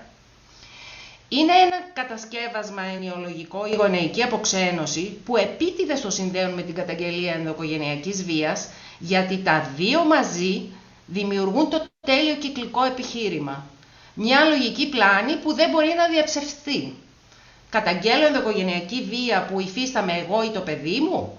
Αν ζητήσω διακοπή και περιορισμό της επικοινωνίας από το βίαιο γονέα γιατί κινδυνεύει το παιδί, θα με θεωρήσουν αποξενότρια και θα συμπεράνουν ότι η καταγγελία μου είναι ψευδής. Αν συνεχίσω να δίνω το παιδί στον πατέρα, όπως by default είμαι υποχρεωμένη πλέον, θεωρούν ότι το παιδί μου δεν κακοποιείται, αλλιώς δεν θα το έδινα, τι σόη μάνα είμαι, και επομένως η καταγγελία μου είναι ψευδής. Και γιατί την έκανα? Γιατί απλώς είμαι από ξενότρια και έχω υποβάλει στο παιδί μου τις πληροφορίες ότι ο πατέρας του είναι κακοποιητής. Η πρότασή μας είναι να απαγορευτεί η χρήση στις αίθουσες των δικαστηρίων, στα δικόγραφα, αλλά πρωτίστως στην νομοθεσία του όρου και όλων των συναφών όρων που παραπέμπουν σε γονεϊκή αποξένωση. Στην Ελλάδα το λέμε διάρρηξη σχέσεων ή διατάραξη της συναισθηματικής σχέσης με το γονέα και το σόι του. Και φυσικά προτείνουμε να απαγορευτεί η έκδοση αποφάσεων συνεπιμέλειας στις υποθέσεις που υπάρχει ενδοοικογενειακή βία, ακόμη και αν αυτή είναι απλή υποψία. Στις πατριαρχικά δομημένες κοινωνίες, για να αποκτήσει η επιζώσα πρόσβαση στην όποια ανεπαρκή υποστήριξη έχουμε να της δώσουμε, τις βάζουμε αυστηρές προϋποθέσεις που ελάχιστες μπορούν να πληρώσουν και ειδικά για τις υποστηρίξεις που κοστίζουν, δηλαδή την αξιοπρεπή διαβίωση και τα έξοδα πρόσβαση στη δικαιοσύνη. Επιπλέον, δεν επιτηρούμε την ασφάλεια των θυμάτων ούτε των παιδιών, δεν λαμβάνουμε άμεσα μέτρα προστασίας για τη μείωση του κινδύνου, ούτε τα επικαιροποιούμε ποτέ αν τύχει να τα λάβουμε, δεν καλύπτουμε ούτε τις επίγουσες ανάγκες, δεν έχουμε τρόπο να τις καλύψουμε, αλλά ούτε και τις μακροπρόθεσμες. Αν όλα αυτά δεν λειτουργούν άμεσα και ποιοτικά, τότε φυσικά μιλάμε για δευτερογενή θυματοποίηση και παρεμπόδιση της πρόσβασης στη δικαιοσύνη. Γιατί φυσικά καμία δεν πρόκειται να καταγγείλει αν δεν υπάρχει προστασία και υποστήριξη στα πρακτικά ζητήματα στέγης και διαβίωσης και νομικής εκπροσώπησης. Η δευτερογενής θυματοποίηση, εκτός από το ότι ξανακακοποιεί τα θύματα, διευκολύνει το δράστη ενδοοικογενειακής βίας να συνεχίσει ανενόχλητο στη δουλειά του, καθώς πράγματι υλοποιούνται στην πράξη οι απειλές του. Πως εκείνη δεν μπορεί να του κάνει τίποτα και πως κανείς δεν θα τη βοηθήσει. Και έτσι ο φαύλος κύκλος θα συνεχιστεί, γιατί τα εργαλεία που χρησιμοποιούν οι δράστες ενδοοικογενειακής βίας για να διατηρήσουν τον έλεγχο στη ζωή των θυμάτων τους είναι πολύ συγκεκριμένα. Είναι τα παιδιά τους, η γονεϊκή τους ιδιότητα δηλαδή, η ανισορροπία ισχύως με την οποία εκφοβίζουν και εκβιάζουν τις επιζώσες, χρήματα, διασυνδέσεις, κοινωνική τους θέση, απειλές και δυστυχώς η δικαιοσύνη. Αν τους τα αφαιρέσουμε όλα αυτά, καμία γυναίκα και κανένα παιδί δεν θα αναγκάζονται να συνεχίζουν να ζουν σε ένα σπίτι με ενδοοικογενειακή βία, επειδή δεν έχουν χρήματα για να ζήσουν, για να προσλάβουν δικηγόρο που θα προστατεύσει τα δικαιώματά τους, τη ζωή και την ευημερία τους, και επειδή φοβούνται, και δυστυχώς έχουν δίκιο να φοβούνται, πως αν τολμήσουν να προσπαθήσουν να φύγουν, η κατάσταση θα χειροτερεύσει. Δεν θα έχουν καμία προστασία και ο δράστης θα καταφέρει να πραγματοποιήσει όλες τις απειλές του, που είναι να τις πάρει τα παιδιά και τη ζωή της ή τη ζωή των παιδιών. Αυτό ακριβώς είναι η δευτερογενής θυματοποίηση. Να μην τολμάς να ζητήσεις βοήθεια από φόβο ή ακόμα χειρότερα να σου λένε μίλα, μη φοβάσαι, δηλαδή να σου επιρρύπτουν την ευθύνη ότι η ενδοοικογενειακή βία συνεχίζεται επειδή εσύ δεν καταγγέλεις και εκθέτεις και τα παιδιά σου σε κίνδυνο, και όταν σε πείσουν και μιλήσεις να μην υπάρχει σχεδόν τίποτα εκεί έξω, τίποτα συστηματικό που να μπορεί βήμα-βήμα να σε βοηθήσει και να σε καθοδηγήσει να αποδράσεις. Οι δράστες το γνωρίζουν αυτό και το χρησιμοποιούν υπέρ τους και η δική μας δουλειά είναι να τους εμποδίσουμε να το κάνουν. Ο μόνος τρόπος για να αρχίσουμε να αφαιρούμε από τους δράστες τα εργαλεία ελέγχου και να μειώσουμε τη δευτερογενή θυματοποίηση γυναικών και παιδιών, προκειμένου κάποτε να την εξαλείψουμε, είναι να ξεκινήσουμε να χτίζουμε στιβαρή διατομεακή συνεργασία όλων των εμπλεκόμενων συστημάτων. Δηλαδή, ταυτόχρονη ενεργοποίηση αστυνομίας, δικαιοσύνης και υπηρεσιών υποστήριξης, όχι μόνο των εξειδικευμένων αλλά και των γενικών. Ουσιαστικά, ο στόχος τους θα είναι να ανταποκριθούν άμεσα και συντονισμένα, με βασικό στόχο την προστασία των θυμάτων, και αυτό φυσικά συμπεριλαμβάνει και την κάλυψη των αναγκών τους. Αυτά τα προβλέπει και το άρθρο 7 της Σύμβασης της Κωνσταντινούπολης και τα άρθρα της Οδηγίας 4041, αλλά και ολόκληρο το κεφάλαιο 6 της Οδηγίας. Όμως, εκτός από τα πρωτόκολλα, χρειάζεται και μία επαγγελματίας, ένα πρόσωπο αναφοράς της επιζώσας, που θα ενεργοποιεί και θα συντονίζει αυτή τη διατομεακή συνεργασία και θα έχει αμφίδρομη επικοινωνία με εκείνη. Υπάρχουν ψήγματα γι' αυτό στο άρθρο 55.2 της Σύμβασης της Κωνσταντινούπολης και στο 24.2 της Οδηγίας που προσπαθεί κάπως να το προβλέψει, όμως το αποδίδει μόνο σε εθνικούς φορείς και φορείς ισότητας. Κάτι τέτοιο προσπαθούμε να κάνουμε και στην Ελλάδα με χρηματοδότηση από το Active Citizens Fund, το νέα grants. Στην πραγματικότητα όμως είναι πολύ δύσκολη η συνεργασία όλων των φορέων και θα δούμε αν θα επιτευχθεί στο τέλος. Έχουμε συνεργασία με την αρχηγό της αστυνομίας της Ισλανδίας, που είναι η πρώτη χώρα στην ισότητα παγκοσμίως, όπου φαίνεται να το έχουν επιτύχει σε μεγάλο μέρος. Και αν αυτό λοιπόν γίνεται εκεί, γιατί δεν μπορεί να γίνει και σε άλλες χώρες. Πράγματα που θέλουμε οπωσδήποτε να συμπεριληφθούν στην οδηγία. Ο αυτεπάγγελτος χαρακτήρας της δίωξης της ενδοοικογενειακής βίας να είναι πράγματι αυτεπάγγελτος. Δηλαδή να σχηματίζεται δικογραφία, ακόμη και αν δεν καταγγέλει η ίδια. Στην τελευταία γυναικοκτονία στην Ελλάδα 2 μέρες πριν, τα μέσα γράφουνε ότι το θύμα δεν επιθυμούσε την ποινική του δίωξη. Φυσικά δεν την επιθυμούσε, γιατί αν τον κατήγγελε ήξερε ότι θα τη σκοτώσει, όπως και συνέβη. Πρέπει τα παιδιά να είναι πάντα ορατά. Να σχηματίζεται δικογραφία δηλαδή και για την κακοποίηση του παιδιού που έχει εκτεθεί στην ενδοοικογενειακή βία, ακόμη και στις περιπτώσεις που το ίδιο δεν κακοποιήθηκε σωματικά ή σεξουαλικά. Και να καταθέτουν τα παιδιά μόνο στο σπίτι του παιδιού, μόνο μια φορά.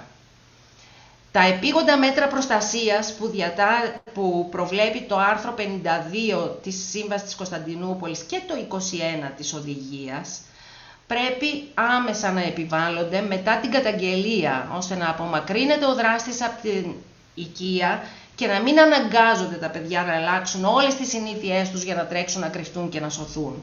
Να απαγορεύεται η προσέγγιση και μάλιστα αυτά τα αιτήματα να μπορεί να τα υποβάλει οποιοσδήποτε και όχι μόνο η επιζώσα και η οικογένειά της ή άλλα άτομα, πρωτίστως οι υπηρεσίες παιδικής προστασίας στις χώρες που έχουν, οι εξειδικευμένες υπηρεσίες υποστήριξης, οι κοινωνικές υπηρεσίες, η αστυνομία, η εισαγγελία, ακόμη και χωρίς τη συγκατάθεση της επιζώσας, εάν υποψιάζονται ότι εκείνη δεν θα υποβάλει αίτημα επειδή φοβάται το δράστη ή δεν μπορεί για άλλο λόγο, όπως για παράδειγμα ο νόμος της υποχρεωτικής συνεπιμέλειας στη χώρα μας.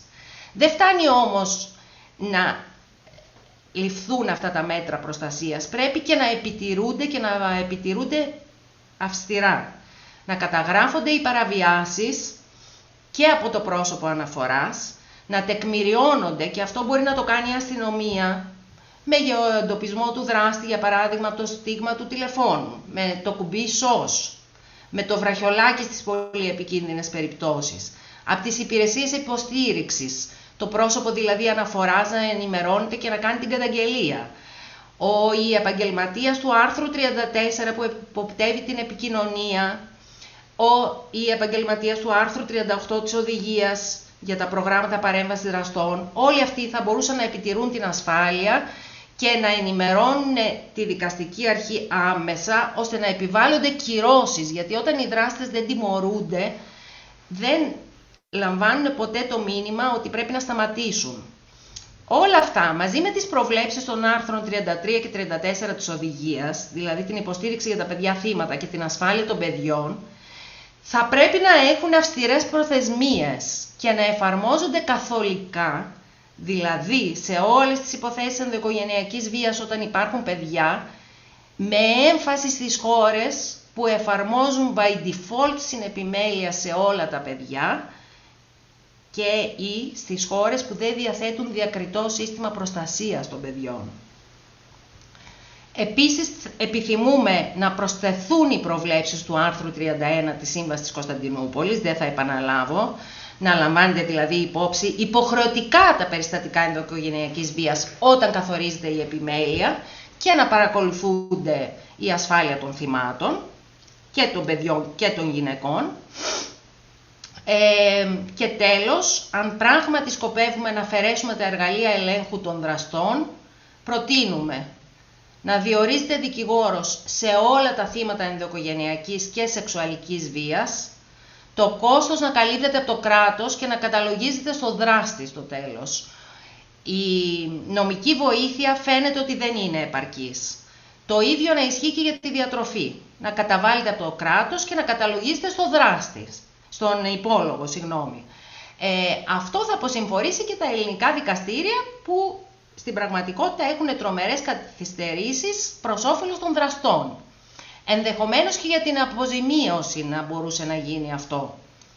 Να απαγορεύεται η διαμεσολάβηση όταν υπάρχει ενδοοικογενειακή βία και να καταργηθεί η ποινική διαμεσολάβηση που έχουμε στην Ελλάδα για τις υποθέσεις ενδοοικογενειακής βίας, αλλά και να απαγορεύεται η υποχρεωτική συμμετοχή σε διαμεσολάβηση στις υποθέσεις οικογενειακού δικαίου όταν υπάρχει ενδοοικογενειακή βία. Να αποσυνδεθούν τελείως οι παροχές υποστήριξης και τεκμηρίωσης από την καταγγελία του θύματος, με προεξάρχουσα την ιατροδικαστική εξέταση, δεν μπορεί να συνδέεται με την δυνατότητα του θύματος να καταγγείλει.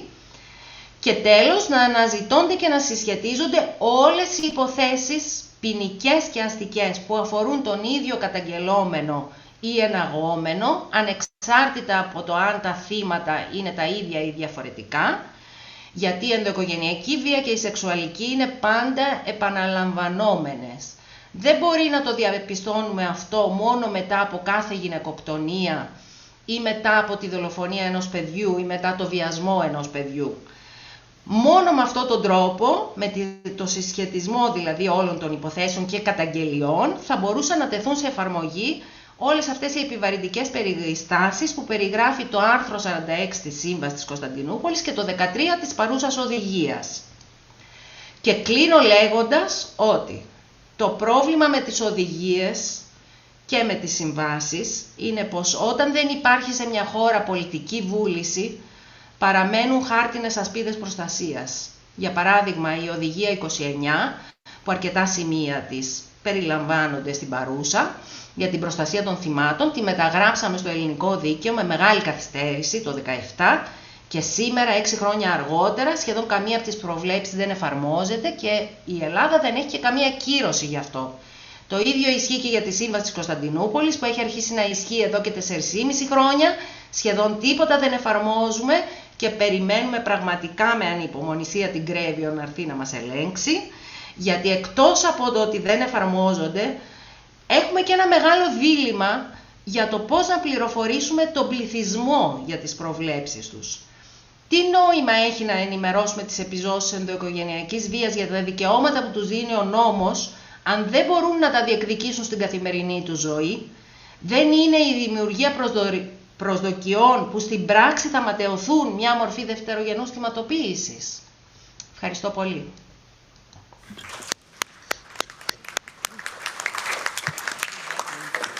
Να ευχαριστήσω θερμά την κυρία Πετρουλάκη για την αναλυτική και εμπεριστατωμένη εισήγησή της και θα κρατήσω το τελευταίο που είπε, το πιο σημαντικό. Πολιτική βούληση. Σε κάθε χώρα λοιπόν πρέπει να υπάρχει πολιτική βούληση, όχι μόνο για να ψηφίζονται αλλά και για να εφαρμόζονται οι νόμοι που ψηφίζονται.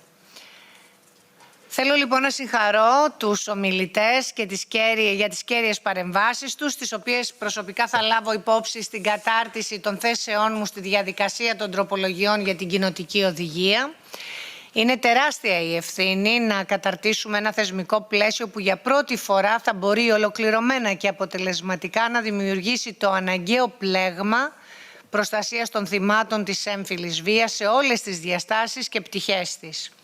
Διότι καμία χώρα και καμία κοινωνία δεν μπορεί να κάνει ουσιαστικά βήματα πρόοδου και ευημερίας όταν οι ανισότητες επικρατούν, όσο παραμένουν έμφυλα στερεότυπα και πατριαρχικές αντιλήψεις και όσο η βία συντηρείται, τραυματίζοντας στο σώμα και στην ψυχή γυναίκες αλλά και τα παιδιά μας που είναι το μέλλον μας. Η καλλιέργεια μιας κουλτούρας μηδενικής ανοχής απέναντι στην έμφυλη βία και σε όλες τις μορφές της πρέπει να αποτυπώνεται και στις θεσμικές αποφάσεις και μην ξεχνάμε ότι είμαστε διαφορετικοί οι άντρες και οι γυναίκες, αλλά είμαστε ίσοι και έχουμε το ίδιο δικαίωμα στη ζωή και σε μια ζωή χωρίς βία. Και μόνο με τον απόλυτο σεβασμό στα θεμελιώδη ανθρώπινα δικαιώματα μπορούμε να προοδεύσουμε. Ως κοινωνία πάνω απ' όλα, διεκδικώντας το αυτονόητο, το δικαίωμα στη ζωή χωρίς βία το δικαίωμα στα ανθρώπινα δικαιώματα. Σας ευχαριστώ πάρα πολύ.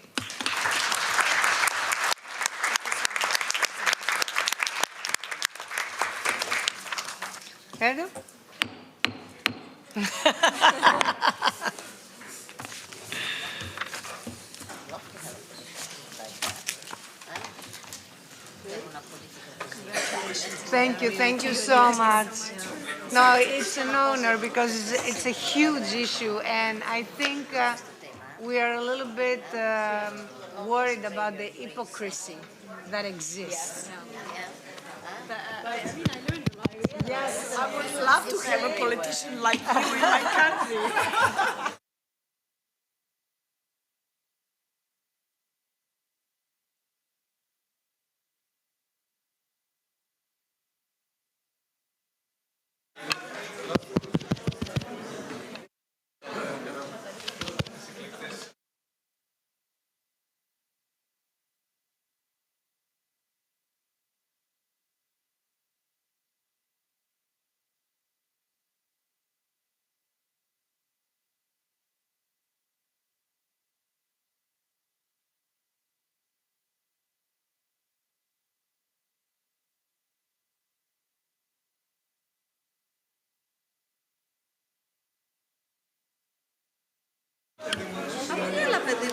Και τι.